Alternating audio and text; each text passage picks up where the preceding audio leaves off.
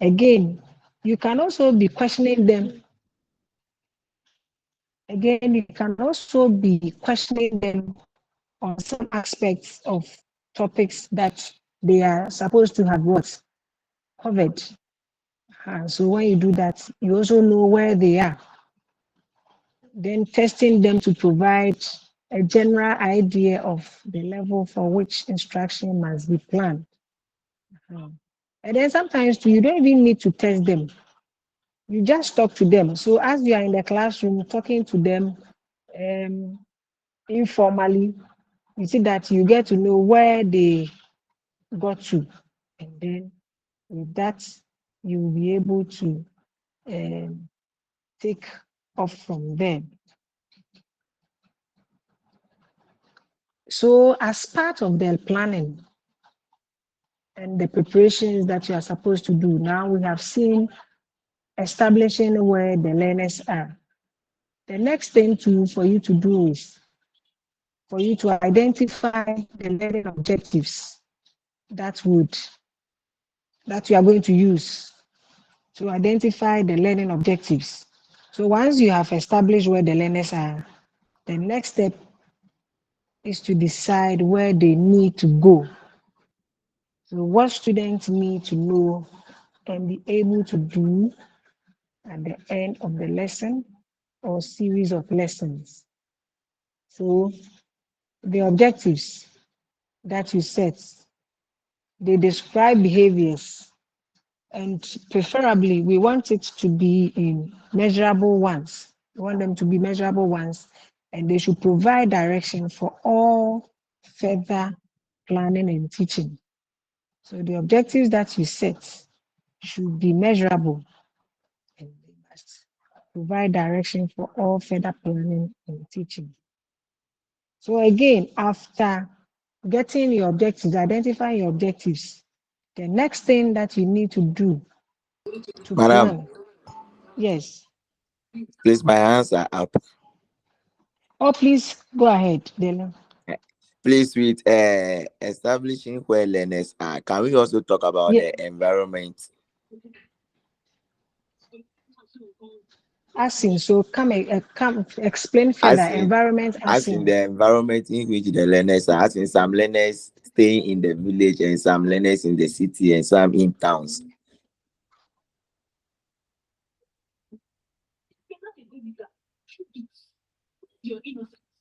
Please, do you No, come understand? again. No, Yes, your line was breaking, so yes, I come said again. the environment of the learners, as in where they stay, either a village, a city, or a town. Okay, so when we say establishing where learners are, it doesn't necessarily mean where they stay. It means where they have studied up to. Do you get it? Okay, yes, I've got it in it. Aha. So it is, if you are establishing where they are, it means you want to know where they have studied up to so that you can also build on it. So that is what we have termed it as establishing where learners are. Okay. All right. Are you okay now? Yes, I'm okay. I'm okay. Uh-huh. Then again, you need to, after identifying your objectives,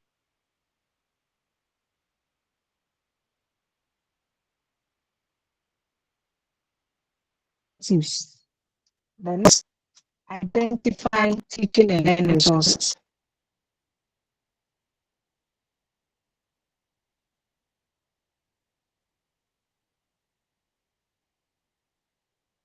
Identifying teaching and learning resources. What do you see for you to identify teaching and learning resources? What can you say on this one?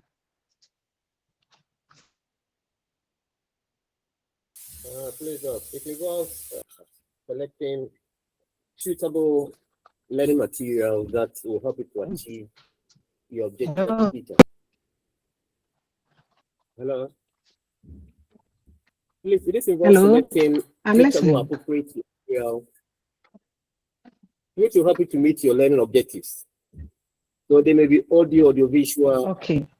or any other material, reliant or whatever that will help the teaching and learning become more real, so that at least it will promote understanding. Okay.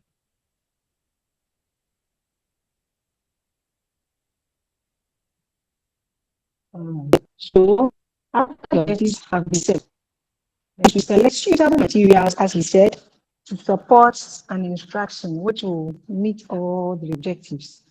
Okay, and they may include visual aids, visual aids, real objects, and even resource persons. Sometimes in the class, you would want to invite a resource person to come and handle some topics.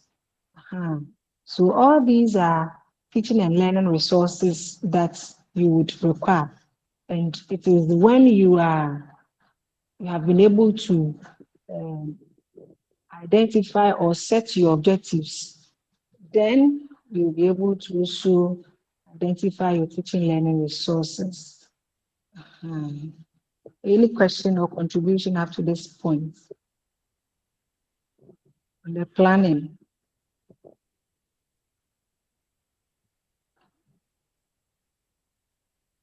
Okay, so the next thing is for us to do lesson plan preparation. So what we did first was planning what we want to do. We plan on what we want to do. So the preparation itself comes here. And with the preparation, we need to actually take the lesson plan and then make sure that we prepare to go to the class. So the first thing is to write in preparing, you need to write an explicit objectives. So you write explicit objectives. So all instructional plans should begin with clear,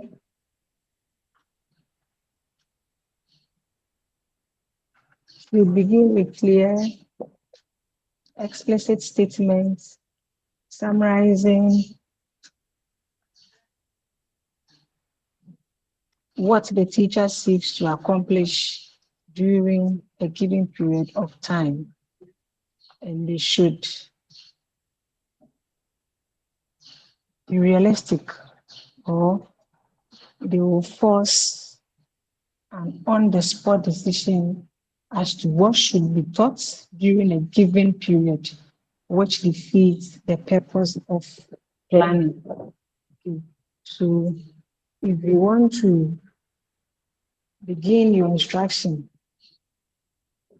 what you need to do is to make sure that statements summarizing should be clear, should be explicit, and it must be done. You must give a period of time in which it must be done.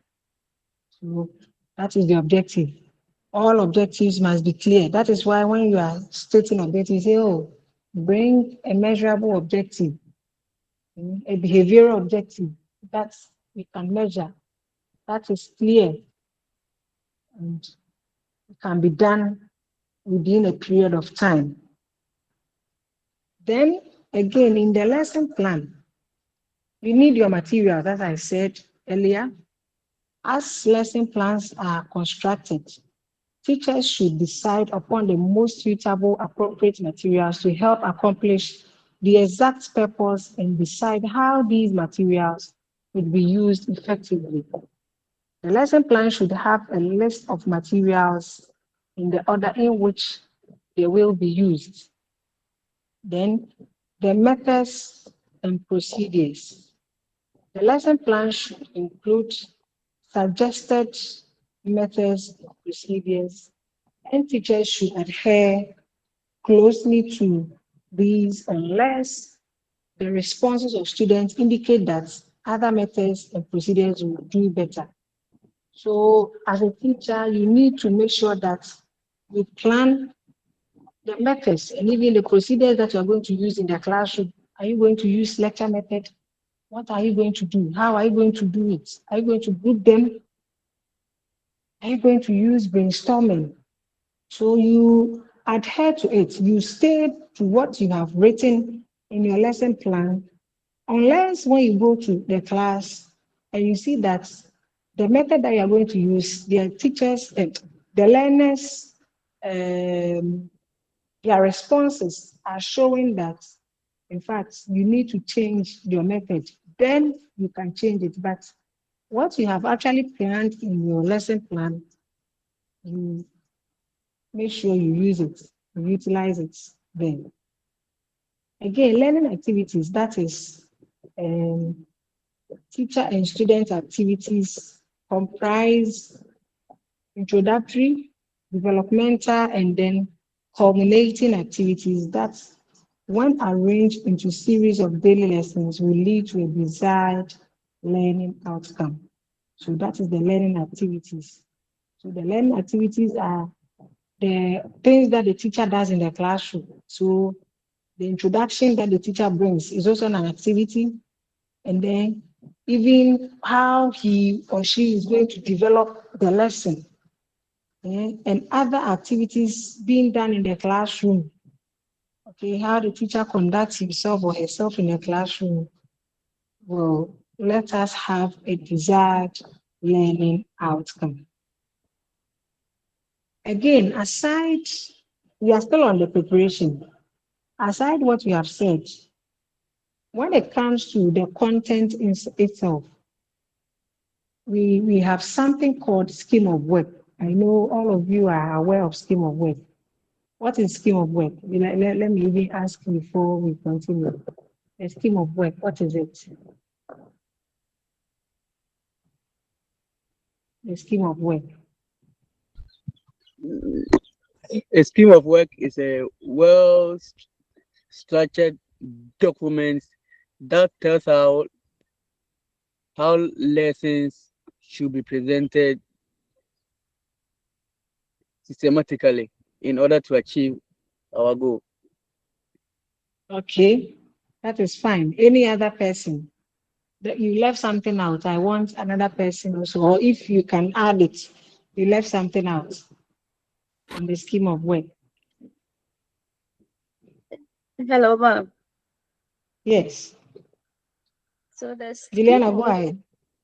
the scheme of work is how the lesson is planned throughout the academic year. That is how maybe how you plan your lesson throughout the academic year. So that's the scheme of work. Okay, yes. Any other addition?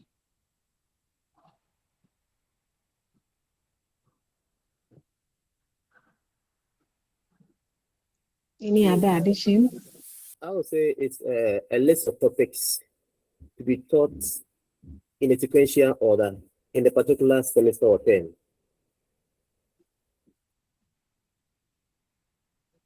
Yeah.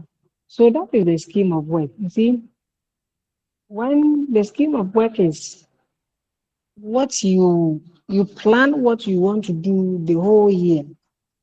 So you group the topics, okay, by weeks. So say this week we are going to treat this topic throughout the year, and then according to semester two. So a scheme of work is the plan of what is taught during every lesson throughout the year, and it is the breakdown of the various topics into weeks for teaching purposes. Again, the scheme of work allows the teacher to take one topic or theme within a week, and it is usually meant to cover a term. It also helps the teacher to know what to teach in a particular week for the whole term. It also allows the teacher to have a systematic presentation of his lesson, and also makes room for the logical arrangement of topics or themes in a class. So that is the scheme of work. So all the things that you are supposed to teach You put them into weeks, and then according to term two, so term one, term two, term three, what you are going to teach, you see that you put them in weeks. So there are steps in constructing scheme of work. I know most of you have been doing it. So this is just something to just refresh what you have done. First of all, you need to check if where you are working, there is some there. So if they have a special way of doing it, then you go by it. You just get their templates and you go by it, which will make your work very, very easy. Again, check other people's schemes of work.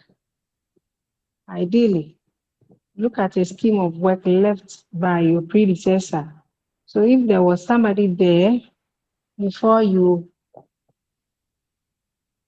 went to that school, check that person's own first, so that you do the same thing.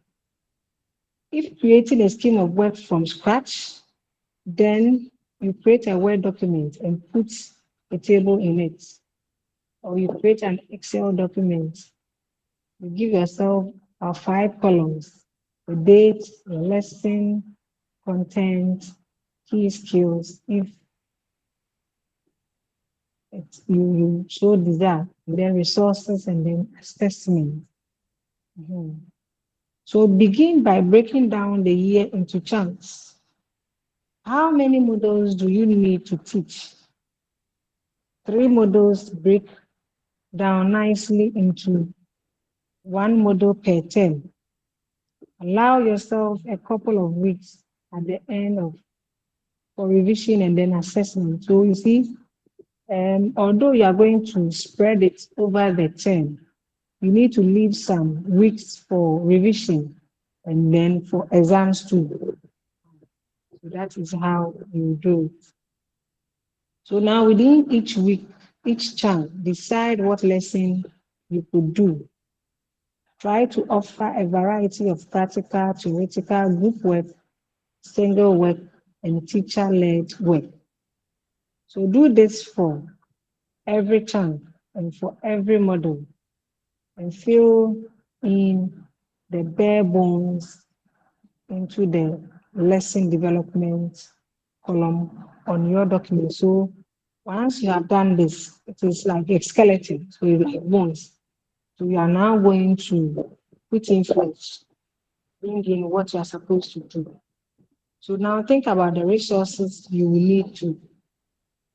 Okay, will you need a resource person? Are you going to need a textbook to consult? Are you going to check from the internet? Are you going to use flip charts? How are you going to use it? Do you need computers to type? So this is it. And then do not forget that you are trying to promote equality and diversity through your teaching. You know that now in our lesson plan, we have equality, diversity portion, helping the marginalized. They are all there, so do not forget, you need to include it then. Then the assessment column can be filled with how you will know after each lesson that the information has sunk in. Yes, so you need to get a column that when you are done, you can write that the lesson has been gotten by the learners. And this may be through question and answers, or written tests, or even by listening to conversation. Any question or contribution on the scheme of work before we move on to the lesson plan? Any question or contribution?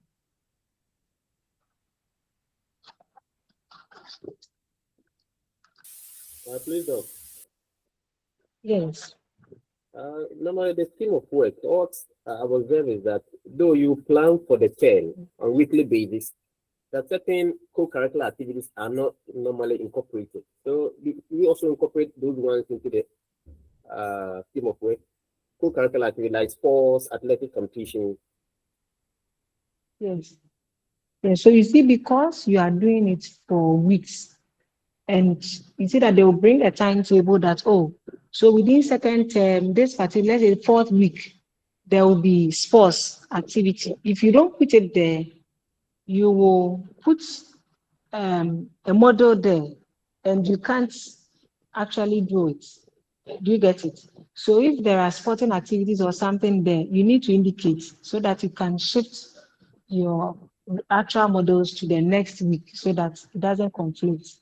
Or if not all of you are going to the field or anything, then that one, your model will still hold. Just that maybe it will be after school or something.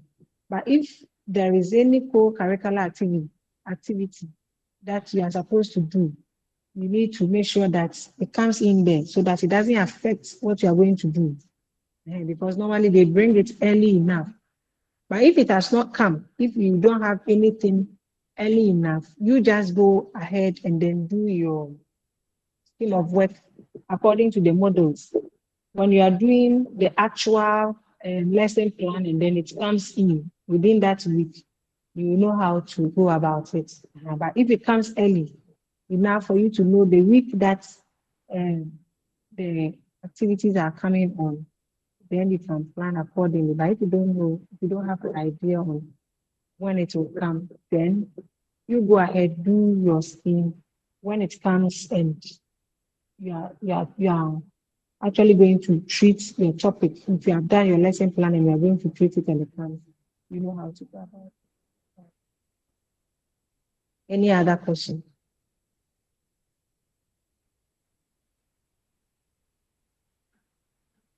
Any other question?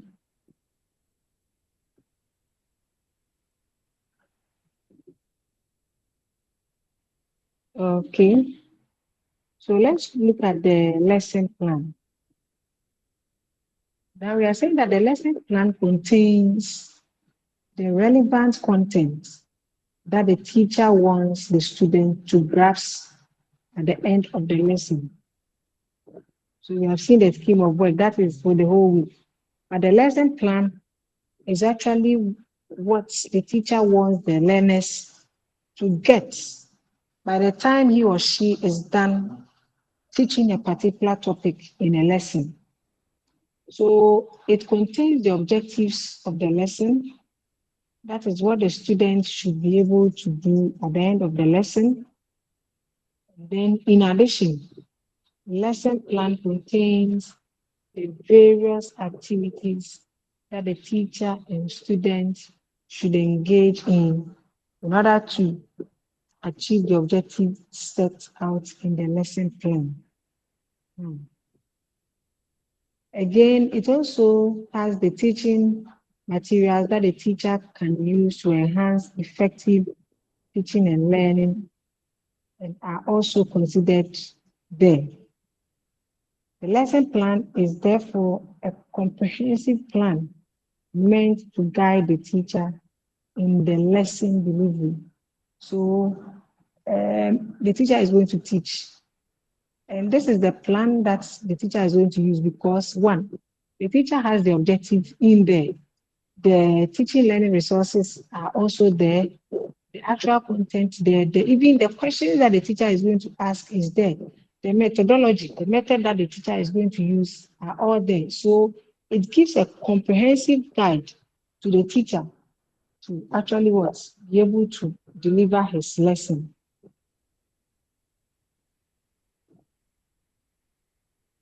Here we are saying that the lesson plan preparation, as we are still on, takes two main forms. The first one is the mental preparation. Then the second one is the actual writing of the lesson plan. So the mental preparation is when the teacher is about to go and teach, and the teacher has to read. Mental preparation, the cognitive, okay? You need to study. You don't just go to the classroom, I'm going to teach, and you go there. No. You need to read. make sure that you prepare your mind on what you are going to do. Okay.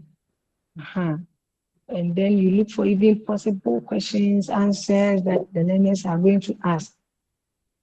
And then the second part is the actual writing of the lesson plan.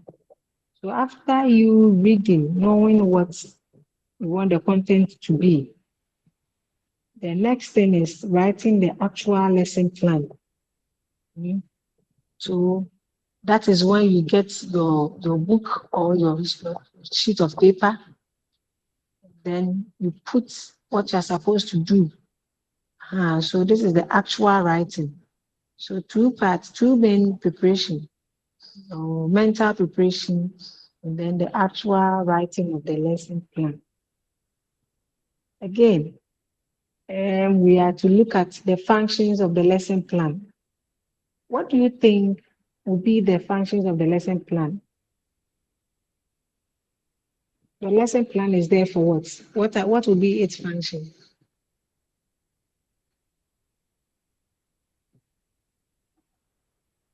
Hello? Hello, ma'am. Yes, Julie. It helps the teacher to have a systematic way of presenting his or her lesson. Good. Systematic way of presenting his or her lesson. Yes. Any other?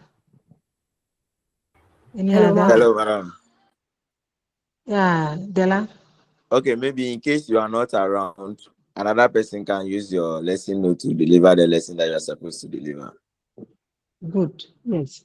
So if you are not there, if you are not there and your class two, they are waiting for you, there is another accounting teacher who is there. Quickly, he takes your lesson plan. He can step in for you. Okay, Rita, I saw your hand. It is like it's a document that's showing evidence that indeed you prepared to teach as a teacher. Okay, a document that shows evidence that you are prepared to teach. Good. Any other? Any other?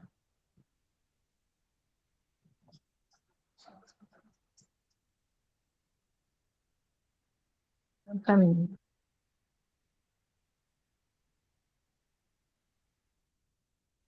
Hello, ma'am. It also serves as a reference to you, the teacher, and other authorities. Maybe in case you are in the school and then supervisors come and then they ask you anything about the lesson delivery and they want evidence, you can go for it so that it will serve as that the evidence that you have taught that lesson. Okay. Yeah. Yeah. It serves as an evidence that you have actually taught. Yeah. Any other? Hello. It can also save time. Since you have really planned in advance what you are going to do, you will not waste instructional time because the activities are well planned ahead. So it saves time.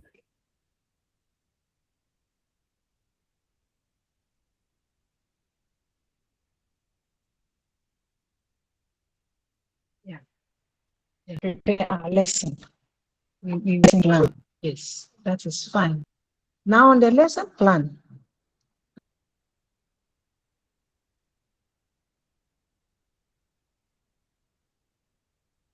you see that there are, in fact, have you shared the lesson plan with them? Yes, please. I did. Okay. So The one you sent to me just this we afternoon, will right? go to the one I sent you this morning. Yes, I've shared it with them. It was in the morning. Okay. So we have basic information on the lesson plan. Okay. On top of the lesson plan, you see, now they are making a lot of changes in the lesson plan, but these are basic information that we don't leave out in the lesson plan.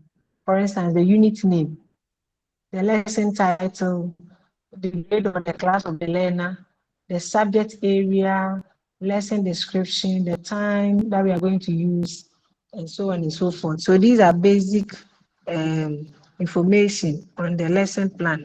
Even with the new lesson plan, it is there. The old lesson plan too, they are all there. Again, in the lesson plan, you need to do some prerequisite skills. Okay, you need to make sure that you review their previous knowledge and see whether they require some prerequisite skills. So the prerequisite skills or present level of performance section is where you list the skills that students must have in order to succeed in the lesson. Again, in the lesson plan, initially we had objectives, but you see that we have, what do you call it? The strand, we have the other ones. Is it out, what do you call it? The name that you give to. Apart from the strand, the other one is what? Substrand. It's not coming. The substrand, and then is it impact? No, there is one there that I have. There is one there that I am indicator. Yes, so you see, now the objectives are now the indicators in the lesson plan. So when you see the new lesson plan, I believe he has shared with you. So when we get there, we can open and then we'll look at the templates. Then we'll treat one topic. After that, anytime that you, I don't know, are we supposed to give you assignments or you do 2 quizzes? Will you write 2 quizzes? 2 quizzes. Two You write 2 quizzes. quizzes. Yes. Okay. All right. So that's it. So the objectives, as we have said, objectives or goals are arguably the most important part of the lesson plan. And the objectives, as I said, the indicators will help determine the aim and then the rationale for what your students are doing in the class that day. So there are some guidelines for you to write your objectives. Okay. One, we are saying that the objectives should be measurable, they should be specific and even observable. Then when you are writing the objectives too, what you need to do is, I'm coming, give me a few minutes, I'm coming.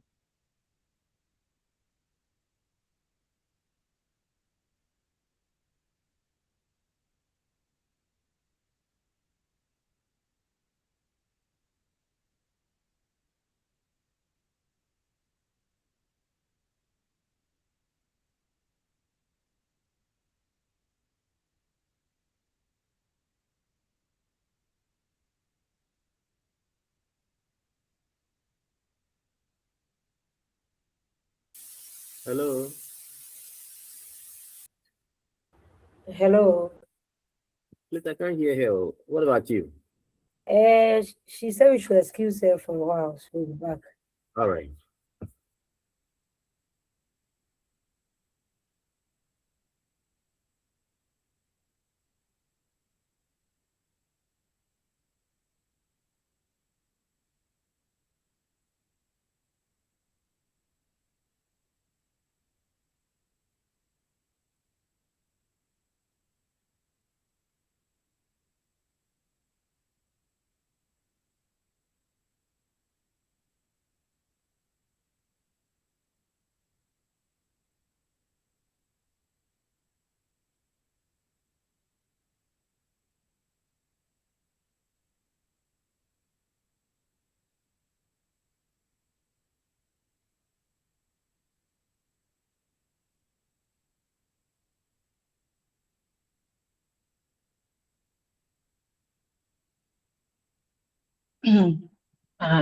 All right. So, as I said, the objective that you are setting, your good objective, should contain the type of activity or skills the criteria or even the standard by which competence will be assessed, the conditions required to meet the objective and the competence level students will reach. A good objective should have that. So the activity or the skill or even the criteria, then the competence that you want to assess should all be there. Again, it must be measurable and then specific and observable. And then you ask yourself the following questions when writing your objectives or the indicators.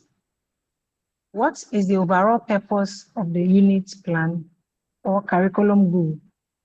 Then what should the students be able to do by the end of the unit? What should the student be able to do by the end of the lesson? To what degree should the students be able to do the task successfully? Then how will you know or be able to prove that the students have achieved the objectives? So these are some of the things that you need to do when writing your objective. Any question or contribution up to this point before we continue?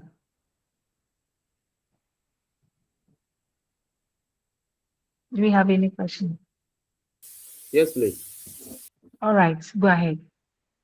Please, in your lesson presentation, I'd like to know the learning outcome objectives. Do we have to write it on the board or we just have to stick it to them? Okay, so we will get to presentation, but let me say it here. So in your objectives, okay, it is always better for you to state it, say it, let the learners know what you are actually going to give them. Let me put it that way. So it is always, we always require that you say your learning objectives. But if you want to write it on the board, it is okay. But as for the saying, you have to mention it. Let them know the outcome, what they are coming to do. As for stating, that's why you can't leave it out. But for writing, you can write or you can choose not to write. Please do get it, Daniel. All right, Doc, thank you.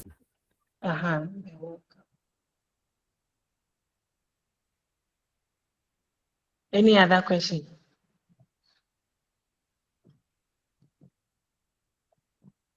Okay, so let's go to the lesson procedure.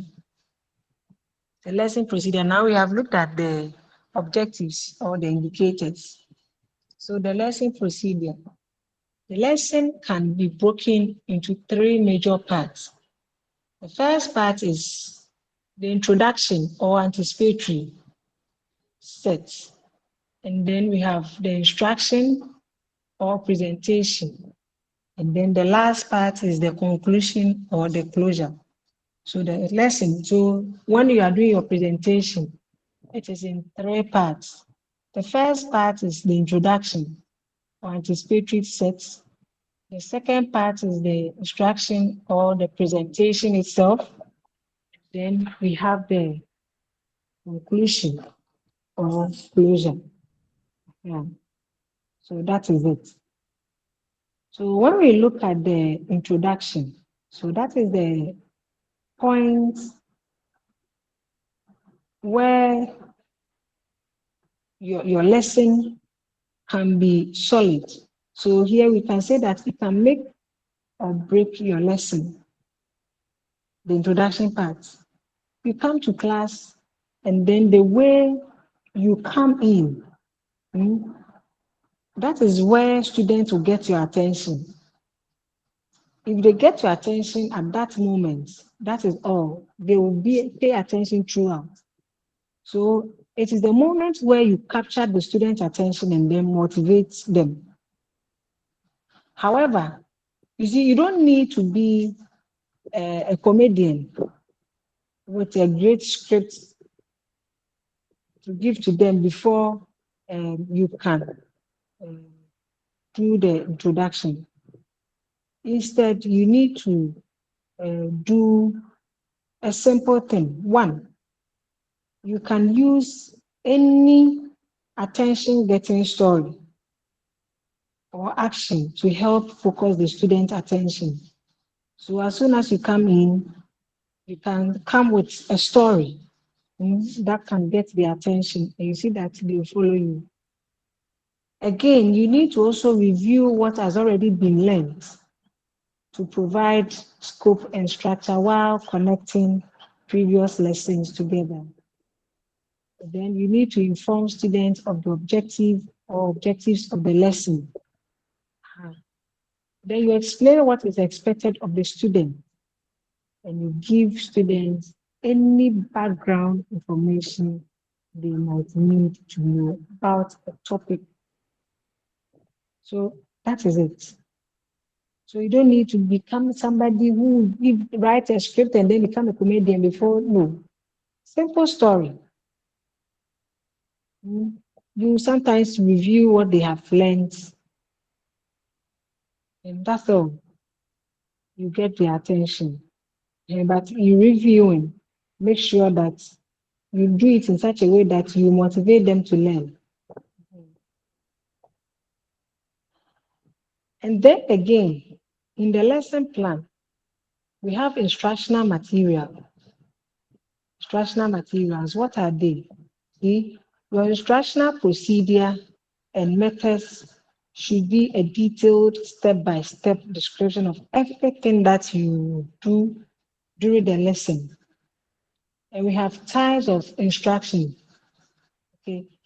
When most people think of instruction, they think of lecture. It is not only lecture that is used for instruction. In a good lesson plan, this will not always be the case. Let me take you through a few of them, and you will see how they all work. First of all, we have the direct instruction. Okay, there are some that are for direct instruction. So direct instruction is a term used for the majority of teacher-centered instructional approaches. So these are normally used for the teacher-centered approaches, and it is good for teaching basic facts and skills. So if you want to teach facts and skills, you, the teacher, you need to talk more. Almost all methods of direct instruction include 4 steps. We have the introduction, review, presentation of new information, guided practice, and then independent practice. So examples of the direct instruction, as we said, the teacher does more of the talking. So we have the lecture. You see, lecture method, the teacher talks more. Demonstration to the one, whoever is leading. If it is the teacher, you see that everything will be centered around him or her. Then we have lecture discussion. This one to the teacher also talks more. The teacher will talk more before the discussion will come in, because he or she wants to explain some points. That is why he uses the lecture method. Then, aside the direct instruction, we sometimes use case studies. A case study, so case studies are not appropriate for elementary students, but it is a great way to help older students develop analytic and problem-solving skills.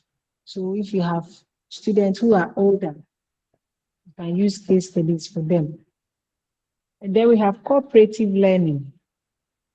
And cooperative learning not only helps students learn an academic skill, but it promotes social skills. The trick is to make sure that each student in the group actively participates as a member of his or her group. And then we have the discussion. This is also a type of instruction. Discussions are excellent for use after a lecture or video has been given to the learners. And then we have inquiry learning. Inquiry learning requires the student to solve a problem that the teacher has given them. We have jigsaw. And the jigsaw is also a cooperative learning strategy in which each student is a member of two groups. So we have the home group and then a learning group.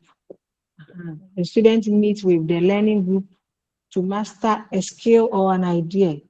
Then you see that the students will go back and report to the home group where they teach the other members of their group about what they learned in the learning group. We have scaffolding. So this is when the teacher begins the lesson by modeling the skill and then slowly withdraws his or her assistance, allowing the student to take responsibility for their own learning. We have think pair share there also. So in the think pair share, students are divided into groups of 4. The teacher presents them with an issue or question and give each student time to think about it. They are then paired up with another member of their group and each shares their answers. Students are then paired up with a different member of a different group and they also share answers.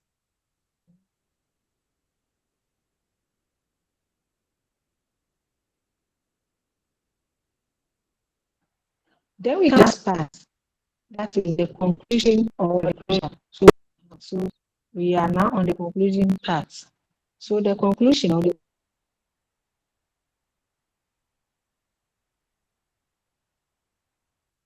conclusion is the summary of the lesson. And it is when you should review key points and summarize the main ideas.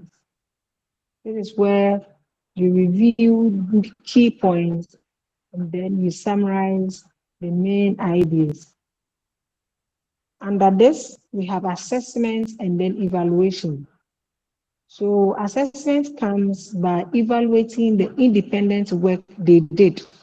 So when we say independent work they did, it means that everything that all the students in there, they need to do something for you to assess.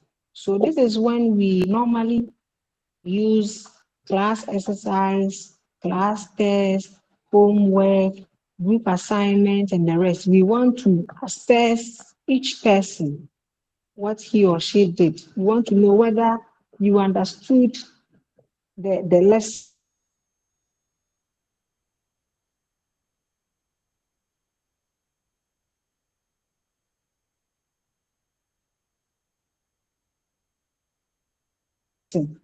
Whether you have got even instructions that the teacher used was okay, the objective test was okay.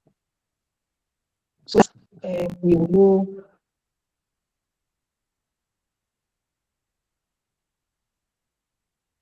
where to take off from, whether the objectives were achieved. Again, other students do not do well in, let's say, class exercise or test. The teacher can do some remediation for them. Or if they also require additional practice time, the teacher can also give them time so that they can meet them and then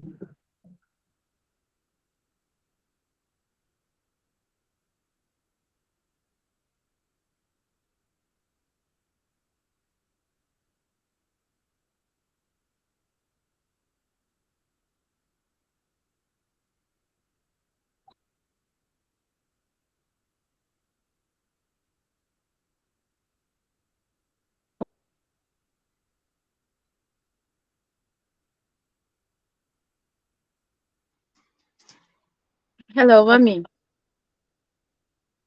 Hello, dog. Hello, I can hear her. Hello, dog. Is it for my network? I can't hear you. Not only you. Same here. Yeah, I Hello, think we dog. can.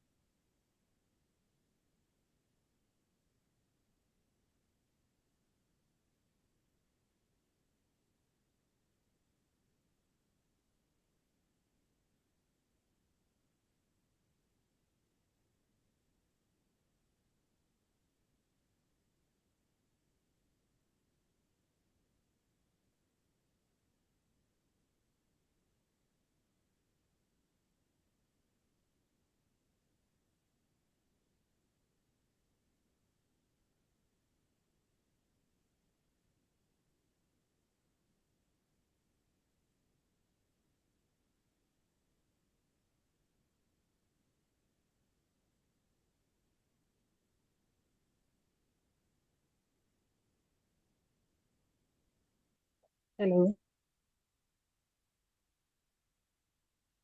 Hello. Hello, ma. Hello. Can you? Oh, I didn't know I was off. Okay. Yes. So I was asking whether if. We couldn't even we couldn't even hear you. Oh, So I think you were at assessment and evaluation. assessment and evaluation. Yes, assessing and evaluating the students. Depending. So all this while. Yes, so we were prompting you back. And I didn't come. So I just saw it on the last message. I said that I was off. Okay. So I said the last part is the conclusion or closure. Okay. So under the conclusion, we have assessment and evaluation. So this is okay. So first of all, the conclusion and closure, that is when you summarize the key points. So you review the key points of the lesson and you let them summarize the main ideas in the lesson. So you are ended, you are finished teaching. So let them, or you yourself, you summarize the key points, or you can let the students summarize the key point, or you can also review the key points from them. And then under that, when you are done with summarizing the key points, you need to do assessment and evaluation. With the assessment and evaluation, you would make sure that you evaluate everybody. So you evaluate by evaluating the independent work that they have done. So each person in the class, you make sure that you assess them. So that is when you give them class tests, you give them class assignments, you give them homework, group work, and the rest. So under assessment is what you do. That is what you do under assessment. And then there are supplementary activities that sometimes teachers need to do. For instance, if students write exams and then they show that they actually did not understand what the teacher gave.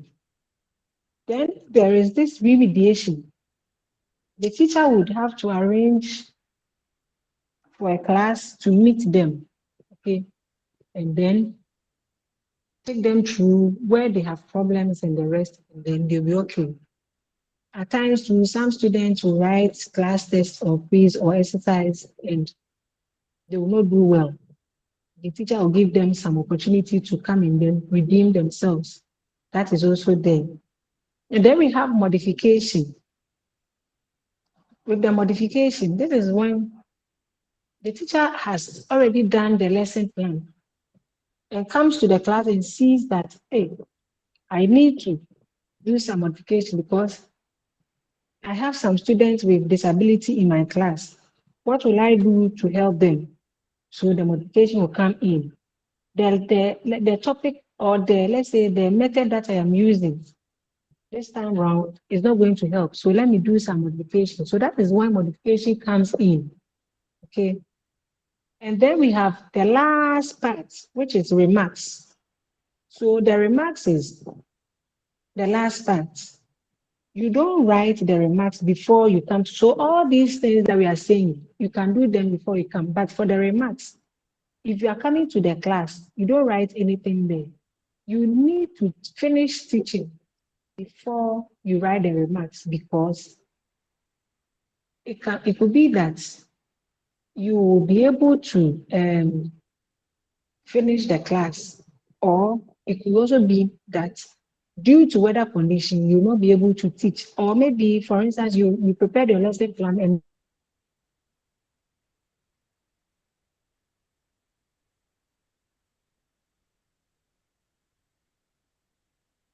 you yourself, you were not well, so you couldn't go to class. You didn't want to also stand for it. So that's it.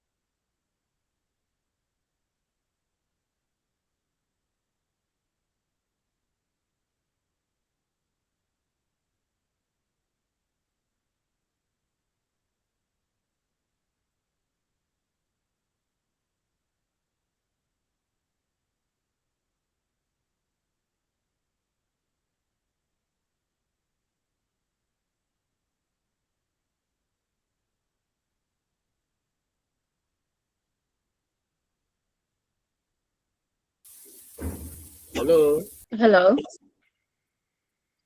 We have Liz there. She's not on it. Hello, please, Della, please prompt her again. Ah.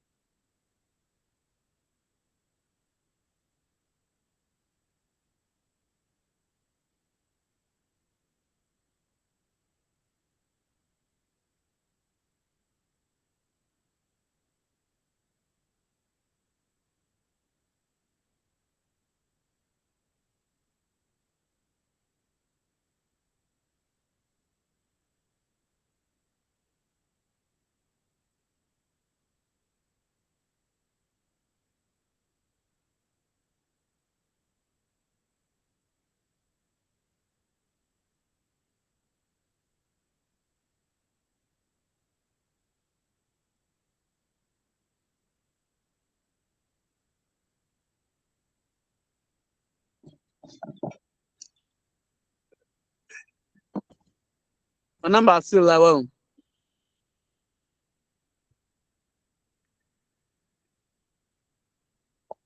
Antonio Diamantio. Ah, okay.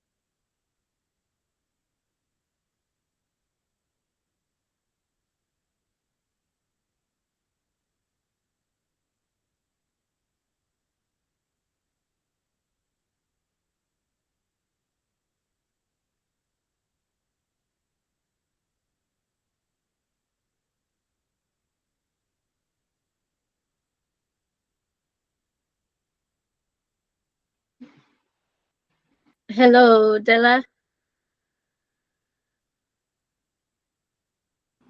Yes, hello.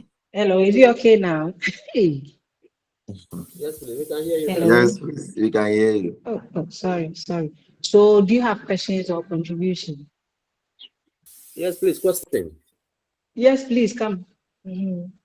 Madam, is it for the purpose of our lesson observation? Are you giving us the steps or the format? I think we are supposed to follow that because GS, we also have our own way of You said the lesson what? Steps the of template, the title you're supposed to provide as far as our lesson observation is concerned. The lesson plan. the one that we shared with you, right? Yes, please. So we are supposed to go by that for lesson observation purpose. Yes, so that is it. So this is the new curriculum that they have brought. This is the new lesson plan that they have brought. So, and it is for SHS students. So what I think what you are using, I don't know if you are the basic school. The basic school is slightly different from this one, the one that I have said. This one is for the SHS, and for the purpose of this course and the off-campus teaching practice that we'll be having, you need to use this lesson plan. I know you have the one for the basic school. That one is slightly different from what the new one that they have brought.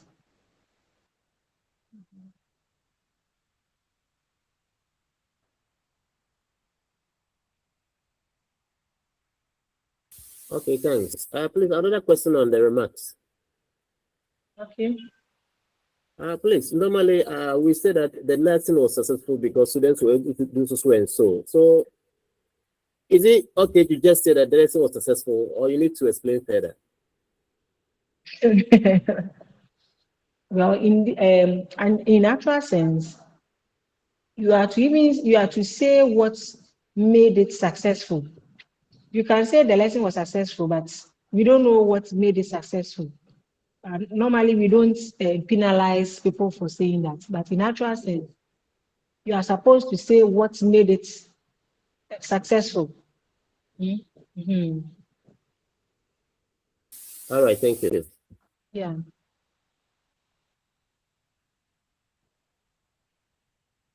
Any other? Okay. And though this Yes. with the remarks column. Yes. In case maybe the lesson whilst you were teaching, you were interrupted with something, or maybe the student didn't get the concept at the remarks side. can you write maybe lesson will be repeated with so and so dates? Sure. Because you With that, couldn't teach, so you need to write why you want to repeat it. You get it? okay, yeah, Uh-huh. So that is why we normally encourage you not to um, write something there before you go to class. You need to finish the class before you write so that you know what actually happened. Uh-huh. okay, thank you. All right. Okay. Hello, Doc. Any other? Yes. Please, for let's say a lesson delivery, Yes. how many maximum number of methods is a teacher supposed to use to deliver a lesson?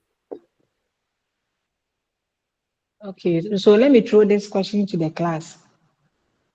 A colleague is asking the number of methods you can use during a class. What do you think?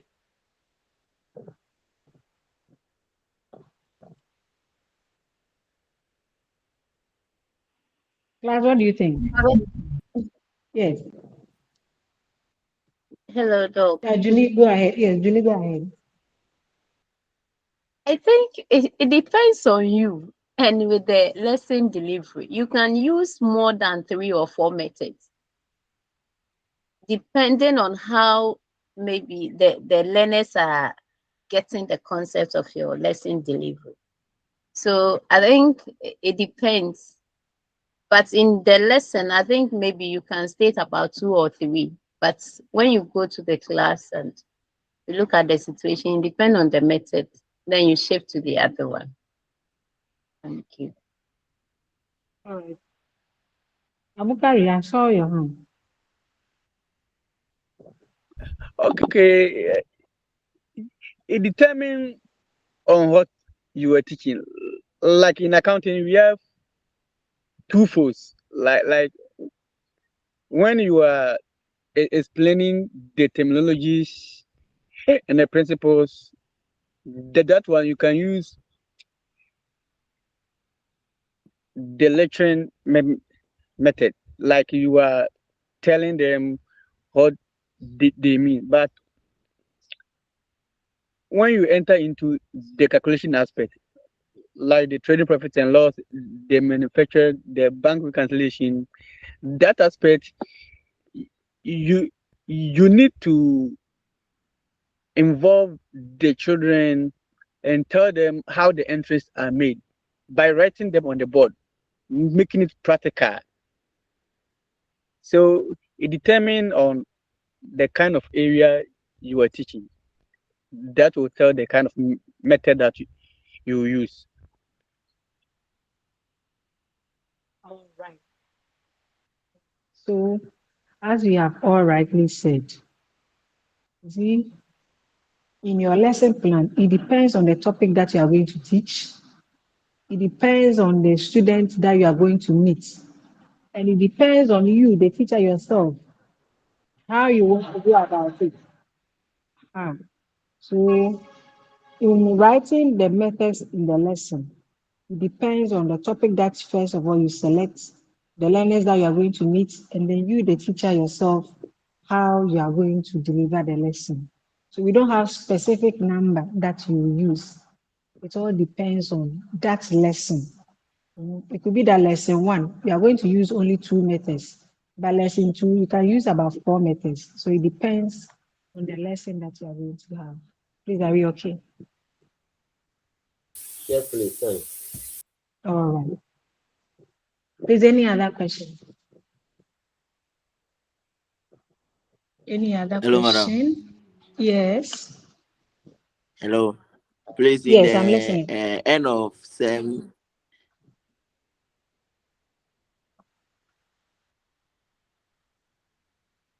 Hello. I'm listening.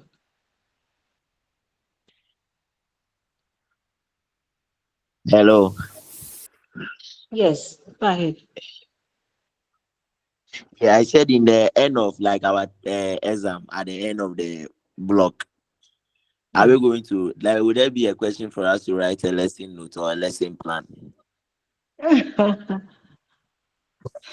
So we have not thought of it, but we can ask you to prepare a lesson. So something like prepare a 35 minutes lesson plan on, let's say, this topic. We should be able to do it. It's not difficult. Hmm?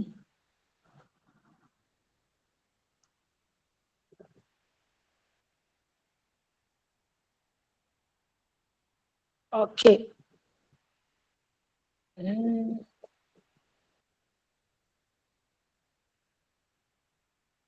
So let's quickly move on to the next unit, Unit 7, and we have guideposts in lesson delivery.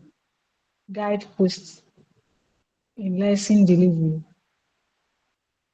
So the guidepost in lesson delivery is when you are actually in the classroom, okay, you are at post, and you are to teach. What are some of the things that you do whilst you are teaching in the classroom, and how we can build ourselves in that way? So the first one is communication. See, let's throw our minds back after writing our lesson plan. So before we plan, we prepare our minds. We actually write the lesson plan there. Now we are in the classroom. How do we make learners get what we have written on the paper? We need to do some form of what? Communication. We need to communicate in the classroom. We need to talk. We need to talk in the classroom. And okay, so after the guidepost instruction, we'll do the lesson plan itself, because I shared um, the template with you. So when we are done with this, quickly we look at the lesson plan. So you need to communicate. The lesson plan is there. You have everything on it. How would the learners learn? The first thing is communication. So we are going to look at how communication is being done in the classroom. So we look at nature of communication. We are saying that communication consists of the ability to speak, write, read, and listen. So in the classroom, to communicate means you can speak, you can write, you can read, and you can listen. Again, we are saying that communication is an act by one or more persons of sending and receiving messages and providing opportunity for feedback. The communication process involves an individual, who is a source, and that person will compose a desired message into a form that the receiver would understand, and then transmits the message by speaking, writing, and gesturing. And then the transmitted message is accepted and decoded by the receiver. Then the receiver then becomes a source and encodes a reaction to your message, which is what? A feedback. So in the communication process, we have an individual who composes the information or the message, who is a source, and that information must reach the other person or the group. So we can do it by talking, or we can write it, or we can do some gestures. And then after the person has gotten the message, that is the person who gets the message becomes the receiver. In return, that person would have to do something for us to know whether he has received it or not. So he will give us a feedback. So that is the communication process. Now we have forms of communication. We have verbal, non-verbal communication, verbal communication, and then non-verbal communication. When we say verbal communication, when communication is done by talking, then it is verbal communication. So vocal, you opening your mouth to talk is what? Verbal communication, vocal. So the message communicated in any interaction depends on both the words and the meanings attached to the words spoken. So how you talk is extremely important. Hello? Hello, dog. Hello? Hello, dog. Hello. Okay. Yeah, we are listening. You can hear me, Yeah. right? Yes, please. I thought I was off. No, you are on. Okay. So how you talk is extremely important. Okay. The tone and even the pitch of the voice can communicate seriousness and validity. So the tone in which you use to talk can communicate something, whether you are serious or you are not serious. And your voice, even the voice, people hearing your voice too, gives some communication. So that is the verbal communication. We are saying that verbal communication is being done by talking. That is when you talk, your tone, the voice would give us a signal of what you are saying, how serious the message that you are bringing is. Then the second part is the non-verbal communication. So in this form of communication, messages are sent without using words. So you send messages without using words. And these nonverbal messages can reinforce, modify, or even contradict our verbal messages. So for instance, there is this woman who a friend was actually joking with. So like this thing that they call prank. The woman came and then said something. You could see that the other person was not happy about it. So all that came from the woman's mouth was, oh, so this thing that I am telling you or I'm doing, you are annoying. He says it was in Tree. So let me say it in Tree. When I finish, I'll translate it. I said, inti asema me kaina ubuafuya. Then the other woman said, the boom free. But look at the tone and the facial expression that the woman gave. What do you think was the actual thing that the woman was feeling? The woman was actually annoyed. So the woman, the first woman who was doing the prank said, you, this small thing that I'm doing to you, are you annoyed? Then the woman said, I am not annoyed. With that facial expression and then that tone. So you could see clearly that the woman was actually what annoyed. So we are saying that nonverbal communication sometimes contradicts what the verbal communication is saying.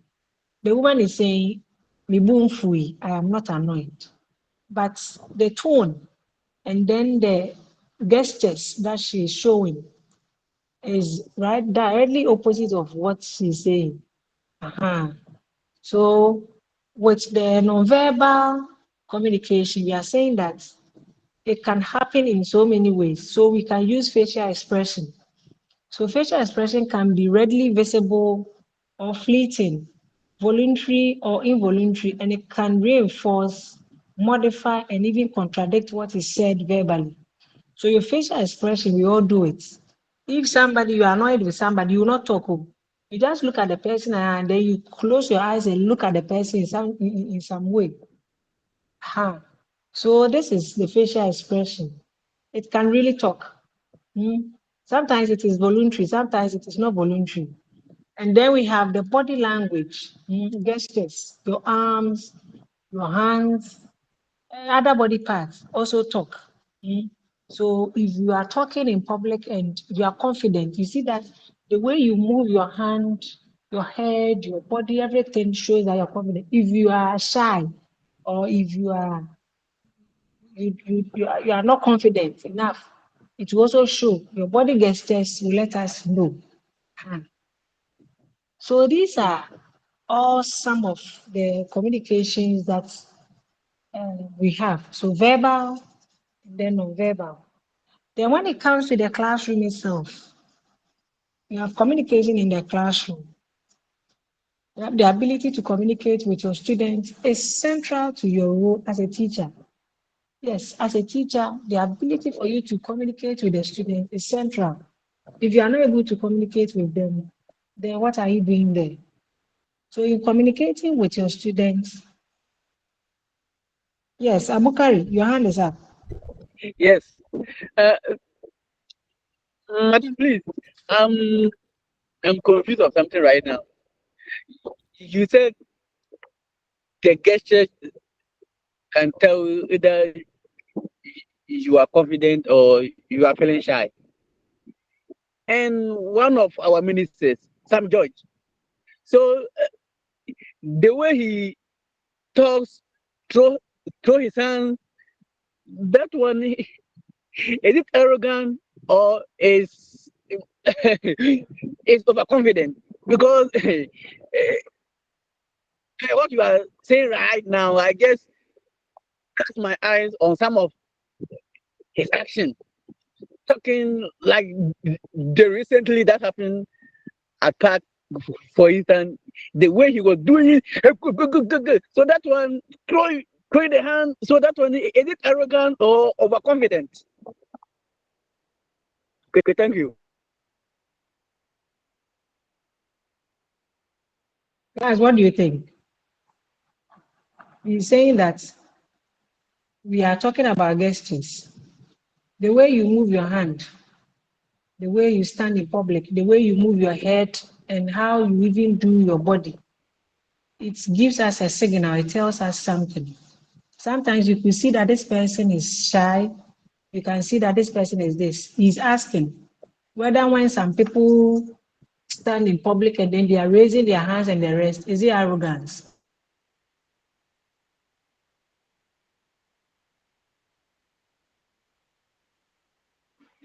Hello, mommy. Hello, dog. Hello, dog.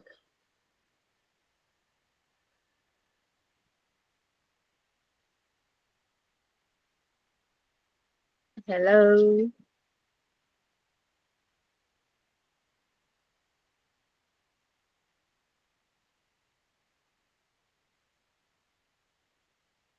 Or what? What do you think?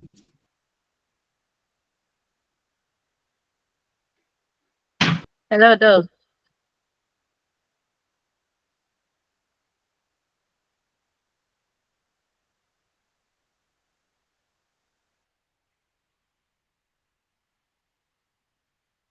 Hello? Hello.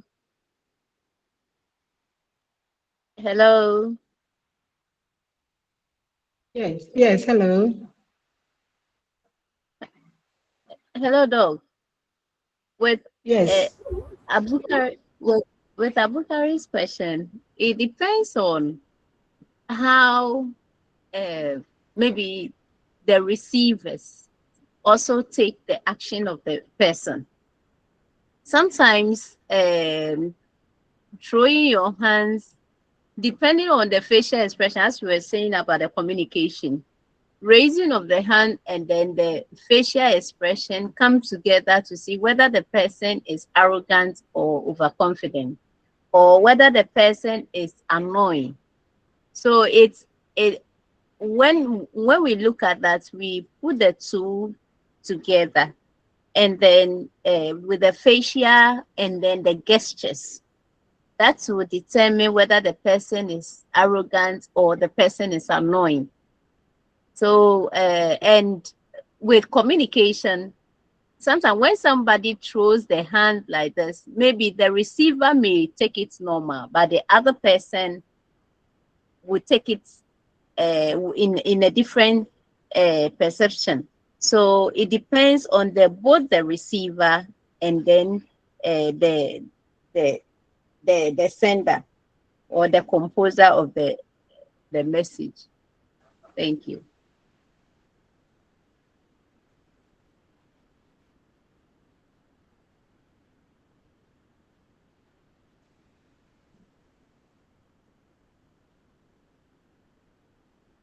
Hello.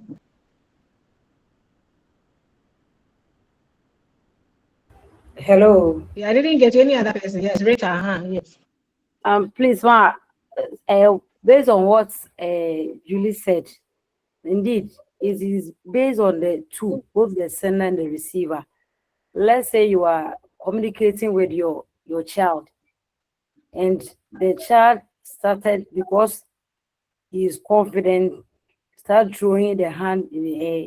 It is purely arrogance. So I think it depends on both the speaker, the receiver, and the sender. It depends. So if you are talking to your lecturer, your superior, and you show gestures by throwing your hands in the air, I don't think that one is confident. It's arrogant. That's my opinion. Okay. All right. Yes. So, in fact, we don't know. I don't want us to mention a particular person's name, but as we have all said, if it depends on the audience that you are addressing. If they are your colleagues and then you are moving your hands and it's okay. But if let's say they are older than you and you stand there, you talk to them anyhow, you see, using your words and anything anyhow on them, that we can question it. But as we said, um, when you are using gestures, sometimes you will not even speak, but how you are doing it, people will start what reading meaning to it. So, for instance, the person that you mentioned, we don't know what actually happened, but people can read meaning the way he as you have seen it. People can read meaning to it that oh, the way this person is talking, the body language and everything, the person is this. Probably he's not like that, but how you are moving your body gestures are speaking. Okay, that would give us a conclusion on what we should say about you. So that is why we are saying that normally the body gestures and then the non-verbal cues, they even speak louder than the verbal one. How you go and then shake your body and then you throw your hands in the air and the rest, it will give us a different signal, a different message. All right. Any other? Any other?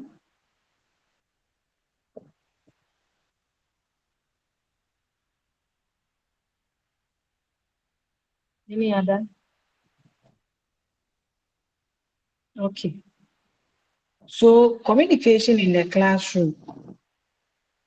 You are saying that communication in the classroom, as we said. So you being able to talk to the students in the classroom is central, is key. So in communicating with your students, we send subtle signals about how we feel about ourselves, how we feel about our students, how we feel about the subject matter of the lesson, and how confident we are, how organized we are, how competent we are about helping the students to learn. We are saying that teachers need to talk to students for a variety of reasons. You need to talk to them for the cognitive aspect, that is how they talk about their mental cognitive, okay, mental ability, procedural, how things should be done in the classroom, and then managerial, how we even manage our classroom. They are all ways in which the teacher addresses the class by communicating in the class. So cognitive, that is when the teacher is actually delivering, teaching in the class. Then procedures in the classroom. Sit down quietly, don't move, don't eat in my class, don't sleep, don't do this, the procedural. And then the managerial and the rest. When they are disturbing, they are moving outside to manage the class. when they are talking, you try to control them and the rest. That's all of them we use communication to do. Then we have listening, listening, listening. You see, in communication, somebody can talk, but if you don't listen, you will not hear. Okay. So I want to ask this question. Is listening the same as hearing? Listening, is it the same as hearing?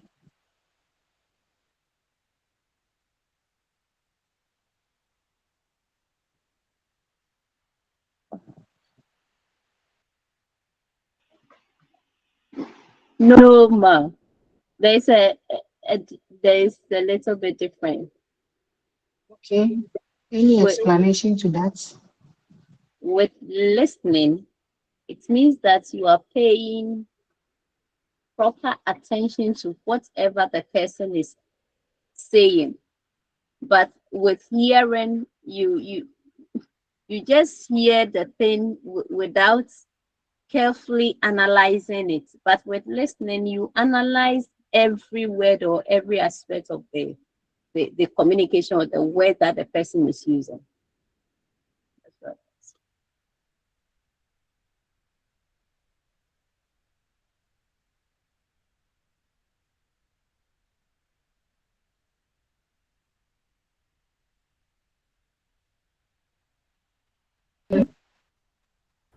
Hello. Yeah, Rita. Yes. Please, let me Yes, give Rita. this. Please, I want to give this scenario to see whether it's not the same. So the first one I can say, I heard people talking outside. Maybe I'm in my room. I heard people talking outside, and I also say I listened to what they were saying. They are different because the hearing is about the sound entering your ears. That's hearing. And the listening is when you focus to understand the sound, what they were saying. That's the listening. So they are not the same. So that is it. So you see, listening is an active process. You intentionally do what? Try to listen. So what we are doing now, is it that I will be talking. Sometimes it will be faint. You hear some words, but you don't hear what I am actually saying. And you try to say, Madam, we can't hear you. Uh-huh. So you want to listen. That is when listening comes in, because you want to pay attention to what the speaker is saying. Okay. So we are saying that we often hear, but we do not listen. So somebody can did you hear what this gentleman is saying? No, I didn't hear. I heard them saying something, but I did not listen. Yes, because you did not take particular attention, you don't pay attention to what the person is saying. So with listening, you have to pay attention to what the person is saying. And it takes discipline so that you can get your results. If you don't discipline yourself to listen, you won't hear. So we are saying that the words we hear are only one aspect of listening. We also gain information through a constant interplay of what gestures, feelings, and body movements inherent in human interaction. So that is listening. And in listening to, we have some nonverbal cues that makes us listen. So that is why we can say that, oh, I didn't hear. Yes, because you did not use the nonverbal cues there. So the first thing that you have to do is to use your eye contact. So the use of eye contact, if somebody is talking to you and you want to hear or you want to listen, you need to look at the person's face. Just as we are doing right now.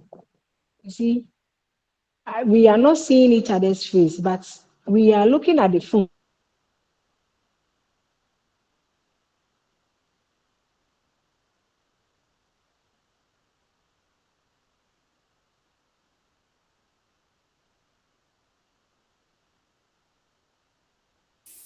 Hello.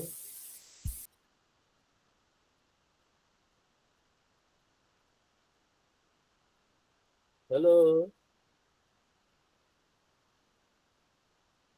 Or laptop, it has become part of us. And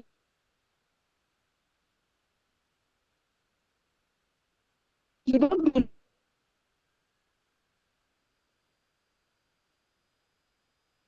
that and you look elsewhere, you might miss something that the person, although you are seeing the person. You look you have Your line breaks.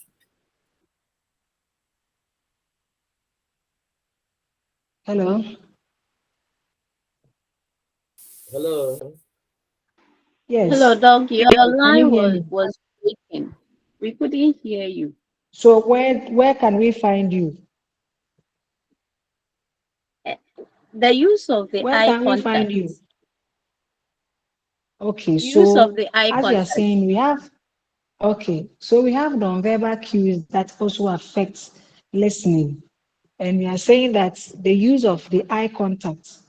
So if somebody is speaking to you and you are looking at the person's face, you can actually listen well. So for instance, now that we are using a medium to communicate, although we are not seeing our faces, you see, everybody has his or her phone or laptop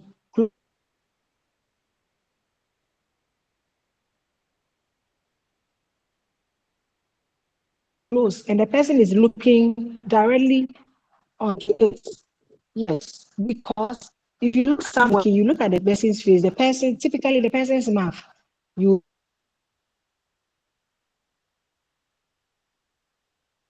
hear what the person is saying. And then we have facial expression. Look at how the person is talking, look line. You can tell from the facial expression. Again, if the person is also talking to someone, the one receiving the message, if the person has done the face in some way that the one speaking feels no. It looks like how I am teaching. This person does not understand. The facial expression will let us know. So that is listening. And then we have body gestures, body posture. How you position your body will also speak a lot on how you listen. You are talking to somebody, and let's say you are annoyed. The way you look elsewhere, we will know that you are actually annoyed with that person. So whatever the person is saying, you're looking somewhere. That is your body posture. So all these are how we speak, and we'll know that you are actually listening or you are not listening. Again, we have styles of listening. There are styles in which we use to listen. The first one is reciprocal style. When we say reciprocal, what comes into your mind of listening? Reciprocal. What comes into your mind? You look me, I look you. So you look me, I look you, but we are saying it is We also listening. So it give is not feedback, only looking. Huh? giving feedback to what the person is saying. Exactly. So reciprocal listening.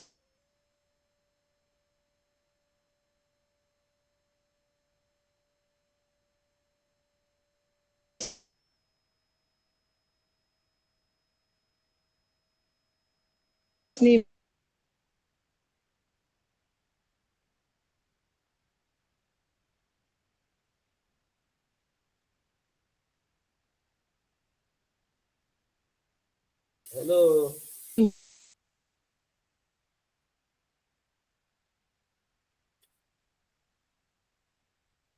Hello. Right now, you see, when you get fight and you listening. So when it has to also pause at some point and then let you also talk. So that is reciprocal listening. And then non-reciprocal, what do you think is non-reciprocal?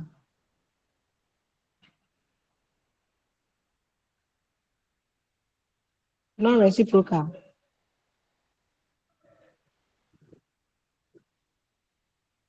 I think that would be the opposite.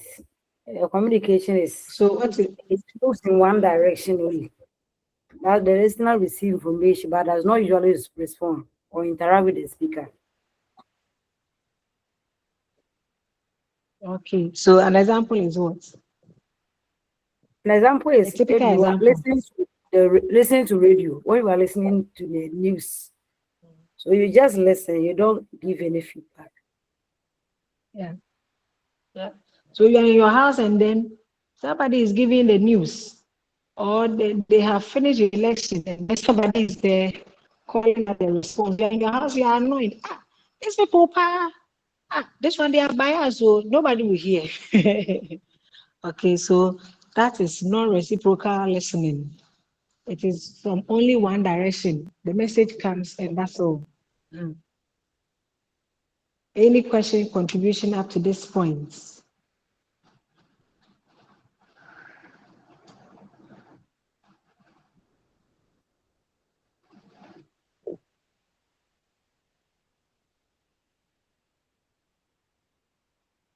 Okay. Then we have the yes, any question?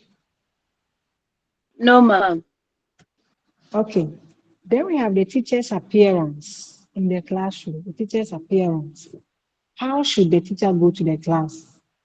So female teachers, apart from, or female and male teachers, apart from the actual teaching and learning, you see, learners are also learning from us, our personality, how we dress, how we move, how we talk, how we do our things. Learners do that to us. Okay. So for females,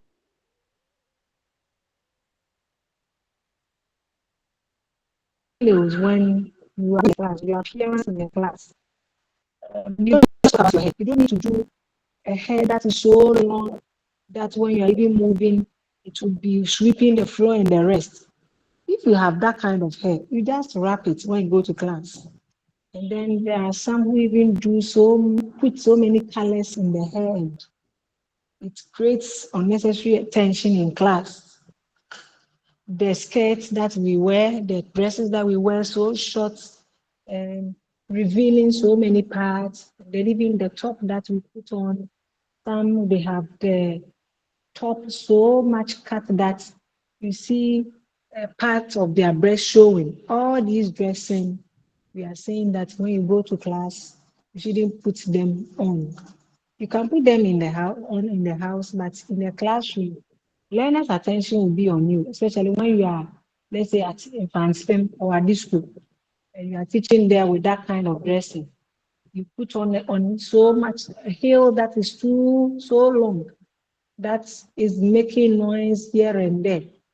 At least 2 inches, something small, then you are good to go.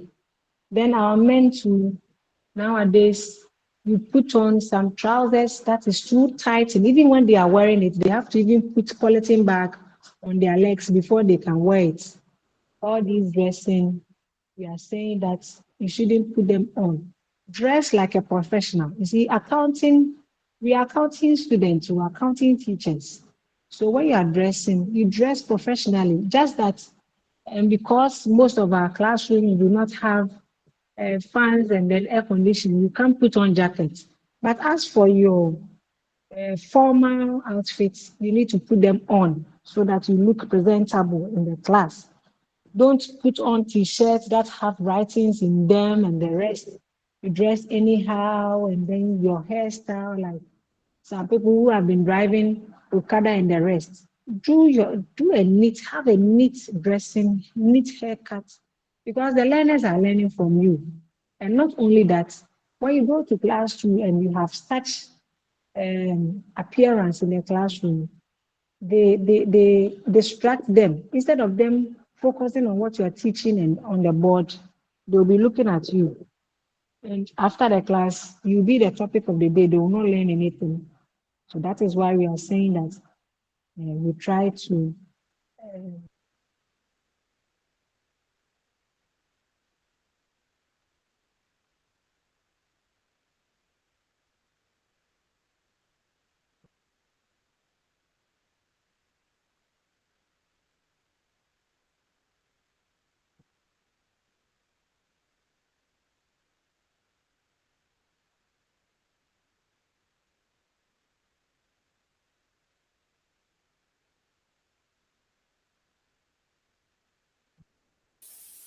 Hello. Please, can you hear her?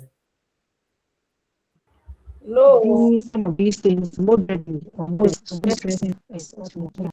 So, can you hear me? please, We you can hear went you. off. Hello. So, where can I find you in the Dodowa forest? Where can I find you? Why you say we shouldn't, the men shouldn't wear shirt with the writings in them? That's what I heard.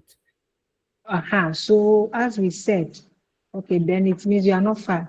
So, don't wear t-shirts with writings on them. The hairstyles, like as I said, the one that the Pragia people, that's a hairstyle that they have.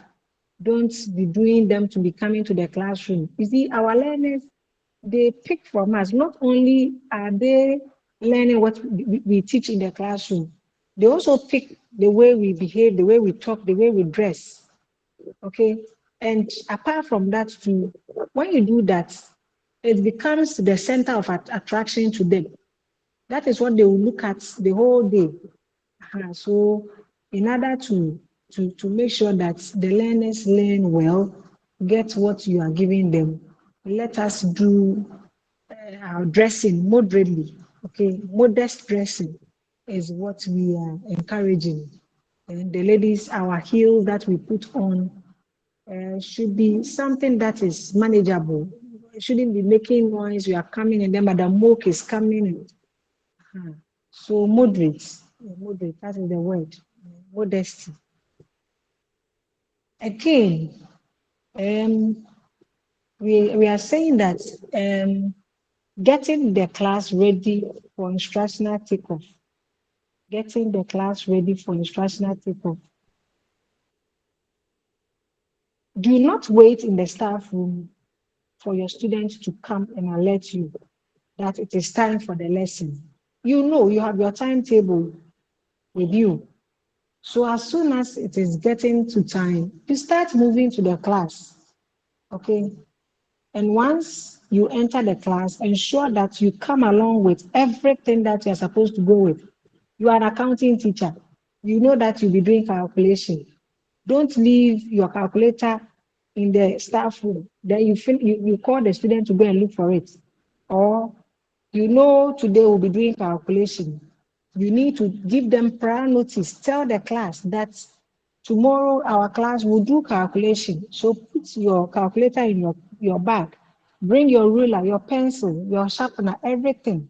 Put them in your bag, your math sets. We are going to use all of them.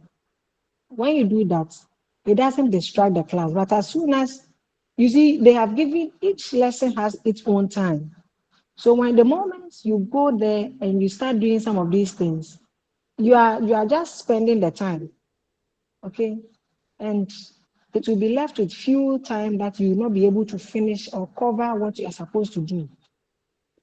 So make sure that all your students, they are all set for the lesson. Make sure they are all set for the lesson. Then in the classroom, let us look at the positioning of the teacher.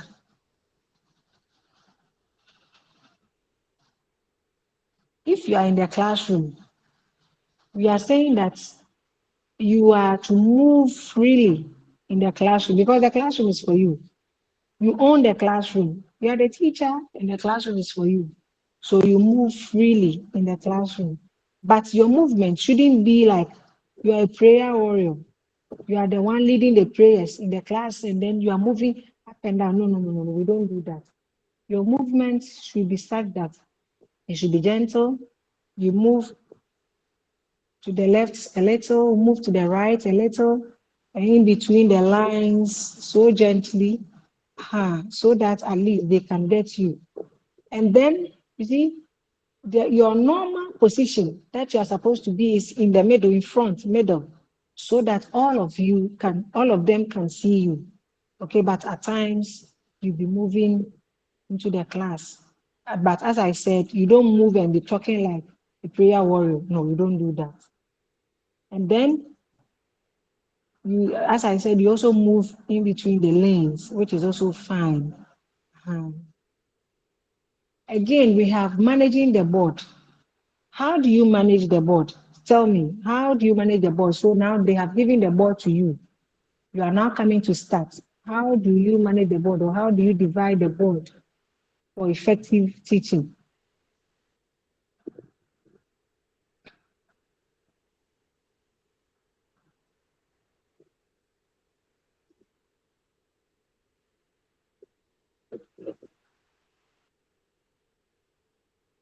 How do you manage the board?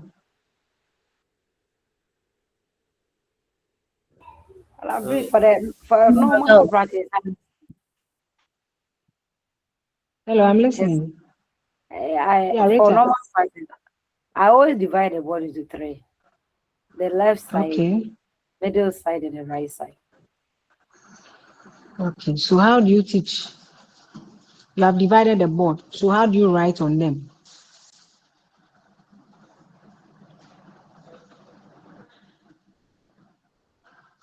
You get my question? You have divided the board into three. So how will you write on them? How would you write on the board?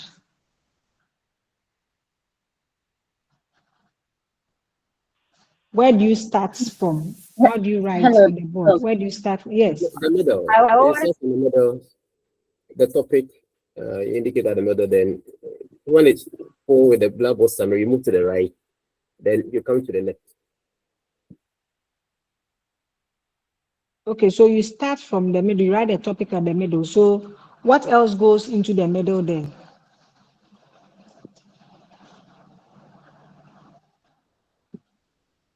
So you write your board, you write the topic on the board, and that's all. You just leave it. when I'm No, explaining points to, I write it in the middle. and When I'm explaining points and I giving examples, I write it in the middle. Okay. hello, So dog. yes. Yes. Okay. The keywords is also written at the middle, and then Yeah. the objective of the lesson is also written at the middle. So that's what I do. So I write the strand and the sub-strand in the middle with the subject heading, and then the keywords with the objective written in the middle. Okay. All right. So that is it. You see, you write, if the board is big enough, you can divide it into three. But if it is not all that big, you can divide it into two. So if it is big and you have divided it into three, you write your topic. The subject, even the subject itself, you need to write the subject that you are teaching that day in the middle, the topic that you're teaching.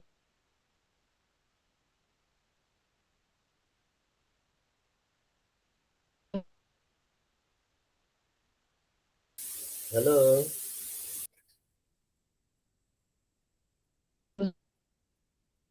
Hello. Please, can you hear? No. So you have to write your date. See, most of them leave the date out. Then you write your work it No. there. Hello. Hello. Hello, you can't hear me. We couldn't hear Yes. you before. So I said, as you have all rightly said, if the board is big enough, you divide it into three. Then you write your subjects on top. You write your topic, your strand, sub-strand, and the rest all in the middle. And then you don't forget about your dates. You need to also write your dates at the right top corner there. And then in the middle again, you write your core points. Your core points that you are to use. You put them in the middle. And then if there are other workings or examples or anything that you see, let's say rough work or something, you can do that on the side. And again, we are saying that if you are writing, let your writings be clear. Let it be clear so that even those who are sitting at the back, they can see it clearly. don't be holding duster whilst you are teaching and writing on the board. So you see that if you are writing and then you are holding the duster, what comes into the children, their mind, the learners, their mind is that at any point in time, you are going to clean the board. So that is why you are holding the duster. So let the duster be somewhere resting. If you make a mistake, kindly pick it and then use it to rub it. Don't use your hand also to clean the board. Again, when you are teaching and you are writing on the board, don't talk to the board. If you want to talk to the learners, if you want to explain something, don't look on the board and then be explaining. You can pause and then turn and look at the learners and then you explain to them. So that is what you are supposed to do. And again, after you are done with everything, you are done with your class and you are leaving, make sure you clean the board. You clean it yourself before you go. Don't go and then say, oh, Akosia, clean the board for me whilst you leave. They can forget. So make sure the board is clean before you leave the classroom. And then dealing with student behavior too. Dealing with student behavior in the classroom. How do you punish students when they misbehave in the class? Or how do you deal with students' misbehavior in the class? Hello? How do you deal with misbehavior in the class?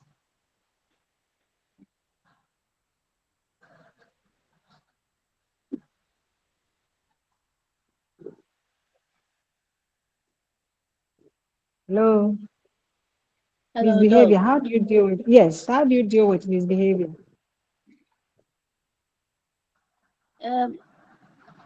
Sometimes you tell the student to stand,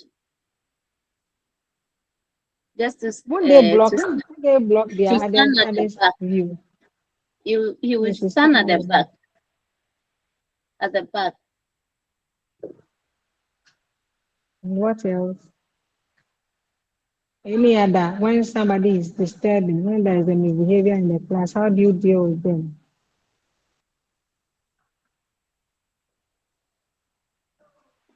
Okay, so Sometimes you see, the yeah. the learner can become my personal assistant in front of the lesson. So you come and stand beside you, become my personal assistant. Okay, okay. Yes, any other? Hello, Any ma. other? Yeah.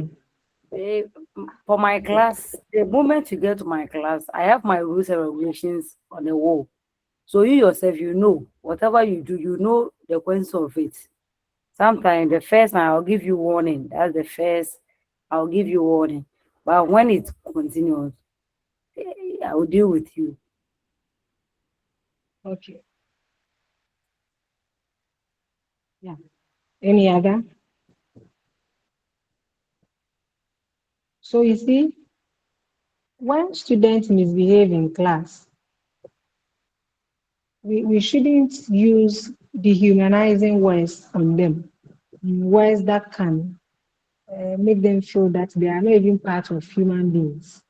No, we don't do that. So all accounting teachers, let's note that we punish students to correct their behavior. And you see, we are not there to even inflict pains on them. And we shouldn't also let them lose the instruction. So what we don't want you to do is, if somebody misbehaves in the classroom, do not send the person out of the class. The person is there to enjoy the class. So if you can do anything to the person, but not sending the person out of the class, again, we shouldn't let the person feel that the person is less of a human being. No. So as we said, you can call the person to sometimes come and stand in front of the class, or at the back of the class. You see, we don't want the person to stand at where he or she is sitting because he can block other people's view from seeing what the teacher is doing on the board. So these are a few things that you need to do. Then again, when you are done with everything in the class and you are leaving, as we have already said, when you are done, okay, alert students on how successful the lesson has been. Let them know that the lesson has been successful. Again, you have to share with them the next topic or the subtopic for the next period that you are going to meet them. As I have already told you, just before you leave the class, make sure that the board is clean. And avoid, let's say when you are going, you know that the student, they have another class. Then you are calling them to be carrying your load and following you like a king. Carry it yourself. It is for you. If it is not so much, if it is sometimes there are so many things, plenty things that you are carrying. That's why you need somebody to help you. But somebody will be carrying just one textbook and a calculator and would want somebody to carry it for him or her. If it is something like that, just carry it yourself and let the learner be in the class for the other period. Any question or contribution up to this point? Do you have any question or contribution up to this point? Yes, please, madam. Yes, please go ahead. Please, what if in a class, maybe a student, after warning, advice, maybe asking me to stand up and the misbehavior is persistent? What's the next line of action to take as a professional teacher? Yes, the question is to the whole class. He said that the person was misbehaving in the class. You ask the person to stand, and the person is still misbehaving. What do you do as a teacher, professional teacher? We said you don't have to walk the person out. What do you do?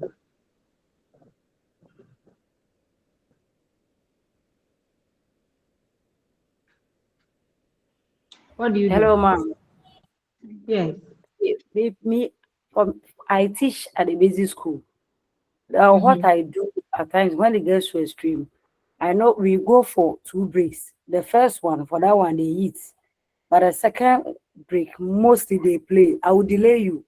When they ask them to go out for break, I will let you sit down for some minutes, then ask you to go. The next time, if you know you go and play with your friend, you not misbehave. You comport yourself. That's what I normally do to correct. Okay. Any other?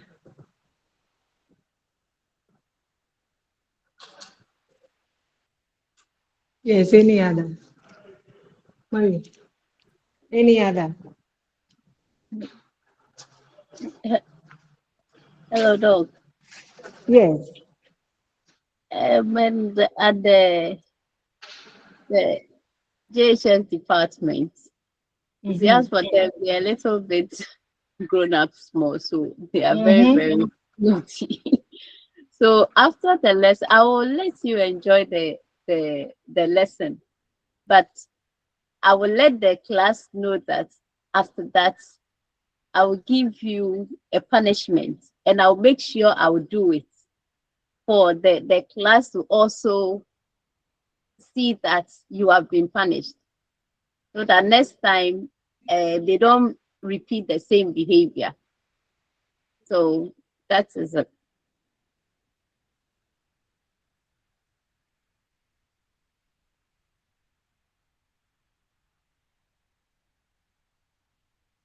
Hello. Yes, any other?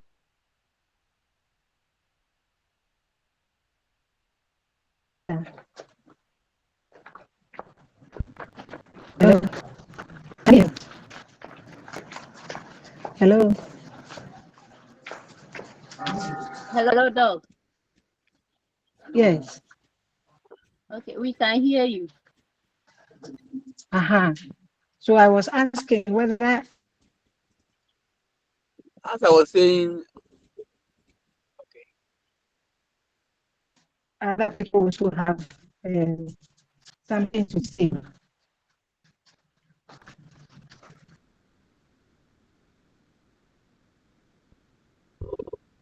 as I was saying, I also teach at a Uh-huh. so Yeah, yeah, hello. Yeah, yeah. I only have one room. I'll give you two hot then I'll tell you I'm not doing it again. If I do it again, I'll, I'll double it.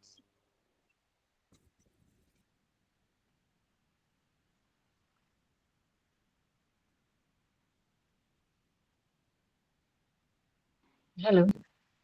Abukar, we couldn't hear you. I said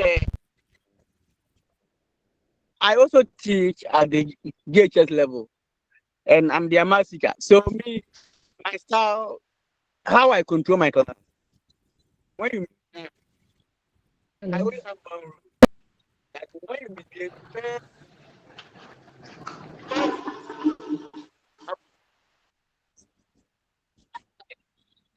then I'll tell you not to repeat again. When you start, then I'll double it. So that's what I. That's how I, I manage my class.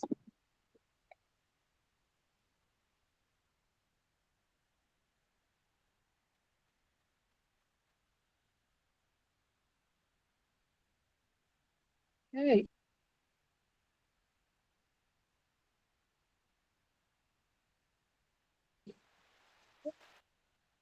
Hello. Hello. Hi. Yeah. Okay. Okay. Yeah. Thank you so much for the experiences. In fact, I couldn't get Abukari's own well, but I believe he was saying the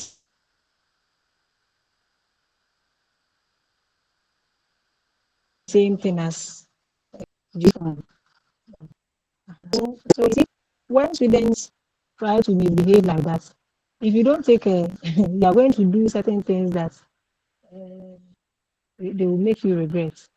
Yeah. So that is it.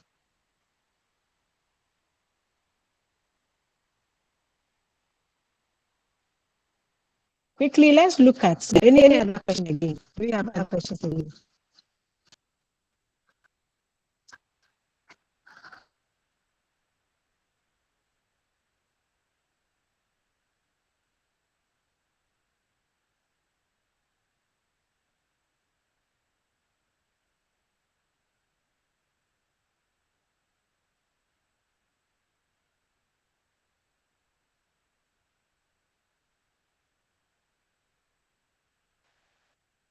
Hello?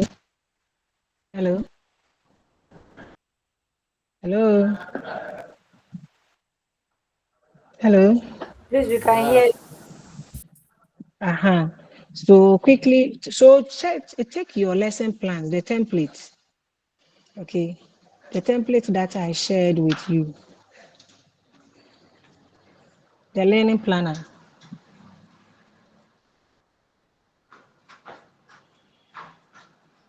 Okay.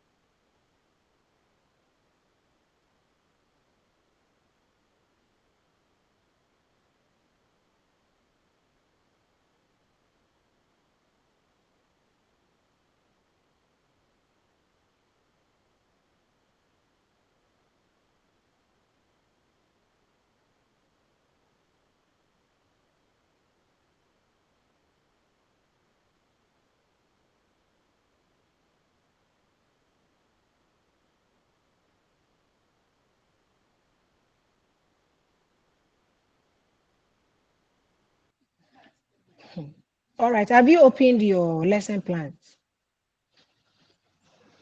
Yes, please. So you see, this one is slightly different from what you have been using. So this is the new lesson plan that they have brought. So you see that we have the subjects, we have the week, we have the duration, and then the form. I should have shared one with you that has the content. The one I gave you is just the template, right? Yes, Yes, please. please. Okay, let me see if I can. My network will work. Then I'll quickly share the one at BRS. My network will work. I'll share so that quickly we look at it.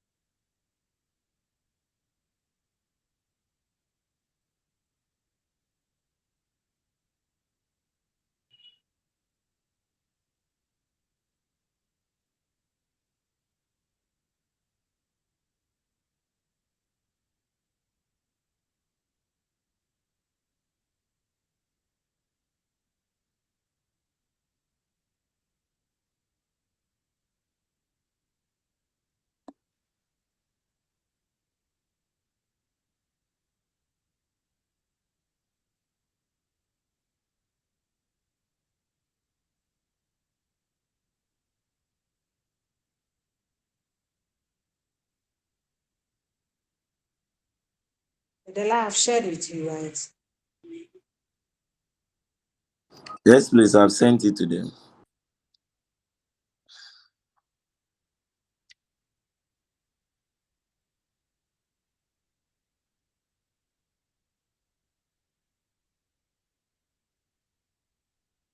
So quickly, let's look at it. If you look at how it is, okay, you see that we have subjects. We have business studies. So the subjects there is business studies. We are studying business. And then the week. So we are just putting something there. So let's say week 3. And then because it is SHS, we are using 75 minutes. It is bank reconciliation statement. So we are using 75 minutes. And it is, let's say, form 1. So our strand is financial accounting. You see, the subject is business. Then the strand is financial accounting. And then the sub-strand is bank reconciliation statement. Then the content standard, we're saying that the learner demonstrates understanding of the need for reconciling bank records with cash book balances. So the bank records are there, and then your cash book is there. Because definitely you know that there is going to be some differences because of, let's say, bank charges and the rest. That one you can't do it in your cash book. It is only at the bank. So definitely there will be some differences there. So the learning outcome, what will be our learning outcome? Our learning outcome is, we are saying that by the end of the lesson, the learner will be able to, 1, identify and correct discrepancies between the bank statements and the cash book. And then also to prepare a simple bank reconciliation statement. Remember, look at how we stated the outcome. We said by the end of the lesson. We didn't say at the end of the lesson. Yes, it is by the end of the lesson because You see, at any point, feel that learners will get something, they will be able to learn something. So we don't wait till the end. They will say at the end of the lesson, no. So by the end, at any point in time, you can get something. So that is why when we state our lesson plan, like our objective, we say by the end of the lesson, the learner will do this, will do that. I hope we are clear with that. And then with the learning indicators, with the learning indicators, we are saying that what we want the learner to be able to do. Hey, I'm coming. Give me 5 minutes here. I'm coming.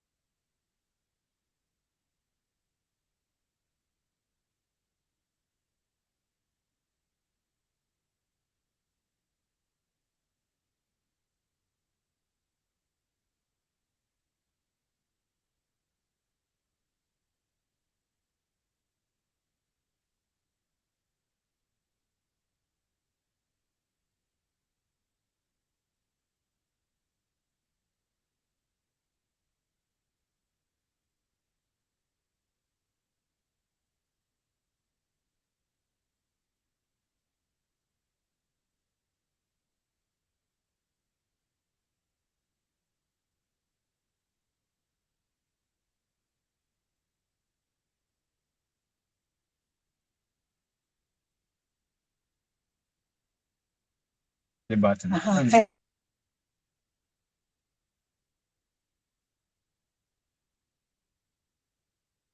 Hello.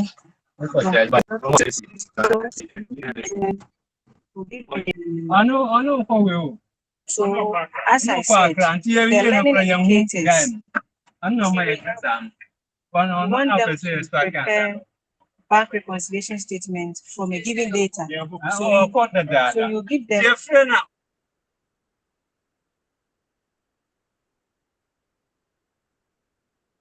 a data, and then you towards prepare the bank reconciliation form.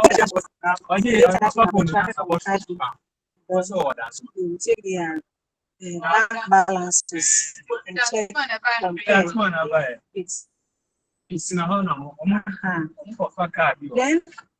we have essential questions. So as a teacher, you need to put in some questions. Okay. So some of the questions are why differences arise between the cash book and then the bank statements. So why do differences arise there? And then another question also that you can ask the learners is how do we reconcile these differences practically? Okay.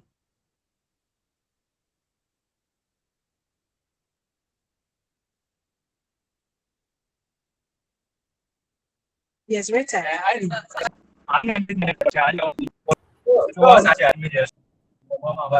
Hello. Hello, Rita. Hello. Please, with all due respect, there is too much noise in your background. I find it difficult to hear anything.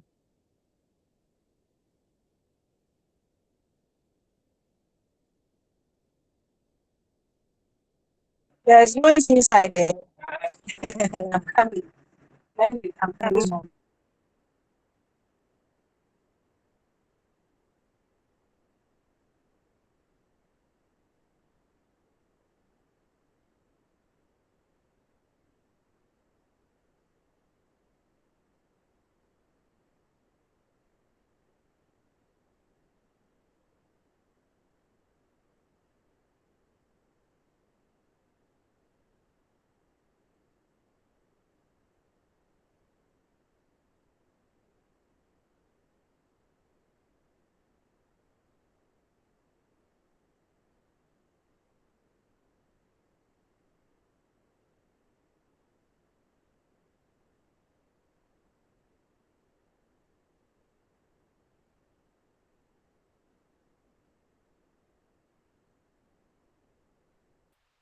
Hello. Hello. Hello.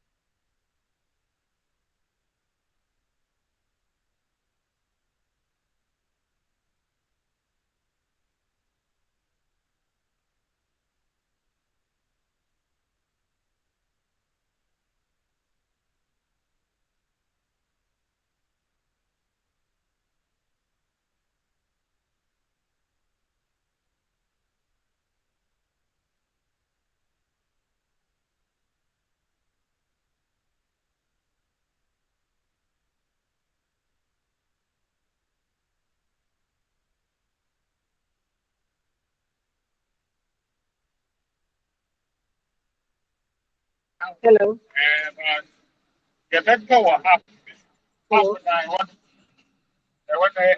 Hello.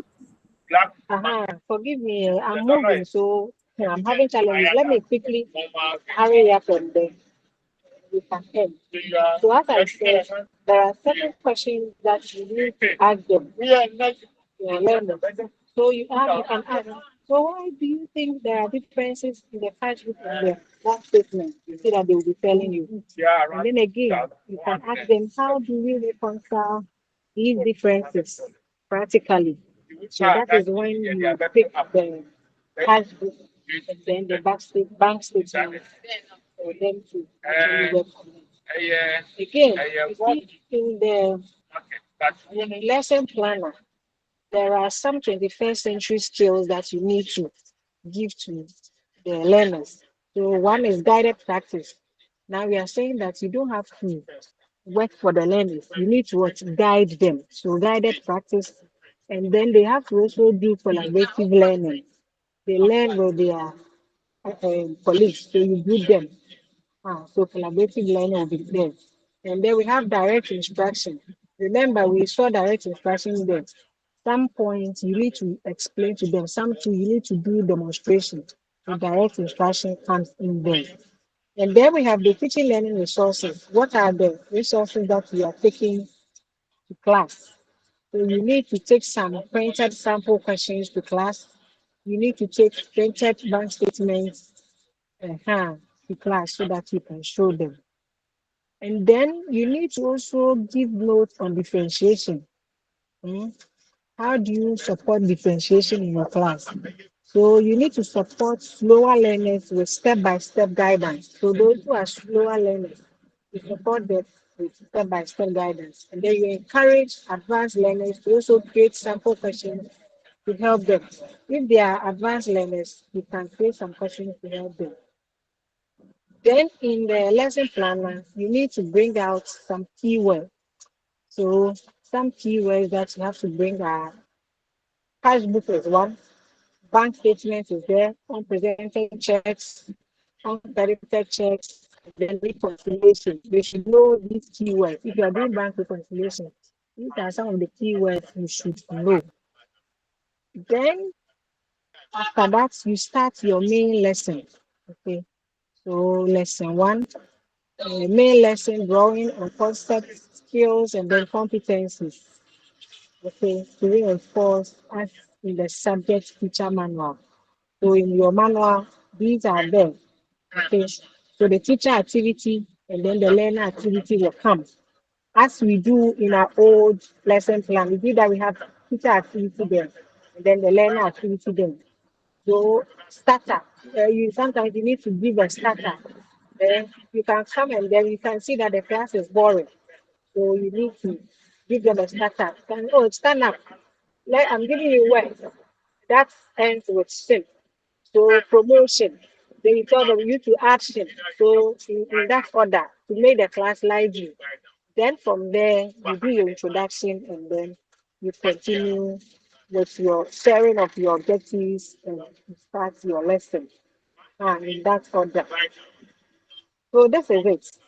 Then again, um, you can there are other things that you need to do in your lesson. Okay, and how to bring out knowledge. So you identify items causing the differences. You match items. So let them know. Okay, let them know. Okay, and then complete a reconciliation statement using sample data and then explain why the adjustments are made. So these are all to um, reinforce or hammer on their knowledge. Then we come to lesson closure. As we look at the lesson closure, you summarize it first, the key points, the salient points, you summarize, and then you do evaluation. Ah, and then that is all. You have ended your class. Any question or contribution on the lesson plan? Any question or contribution? Question or contribution on the lesson plan? Please, Doc. Yes. Please, with the lengthy nature of these templates, I think you allow us to print them out. You do what? Print them out. Print when it's time for you to come and observe. I think printed copies are they allowed? Or it should be handwritten. Oh no, you can print it. So you can type them and then you print it out. But make sure you put them in a file, okay, so that when they come, they will see the others that you have done. You get it? All right, thanks. Hello. Hello, Doc. Yes. Hello. Yes, as I said you can print them out, but make sure that you put them in a file so that it doesn't distract. Like, I mean, they are not put anyhow. When any teacher comes for assessment, they will see them. Okay, thank you.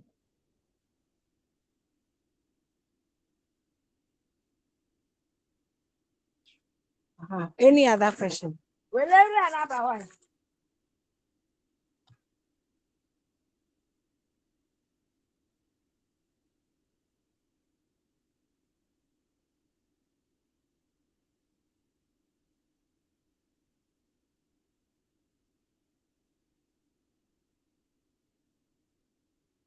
Now.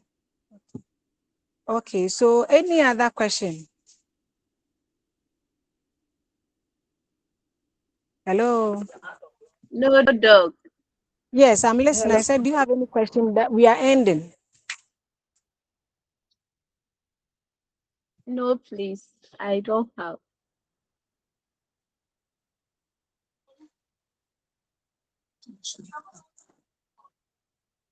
Okay, all right.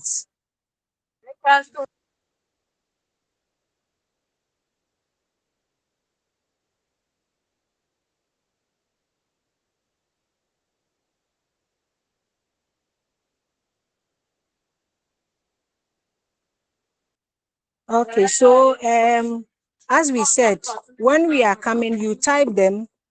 So you use the template that we have given you. So you type your work in it, make sure it is done neatly, and then you put them in file so that anybody that comes in can do proper assessment for you. I am moving, so I think maybe we would end it here. I will share the other lecture with you so that you will have it. But make sure you read it before we meet. If we don't have any other questions, I think we can end the class here. Okay, Doc. Thank you. Bye.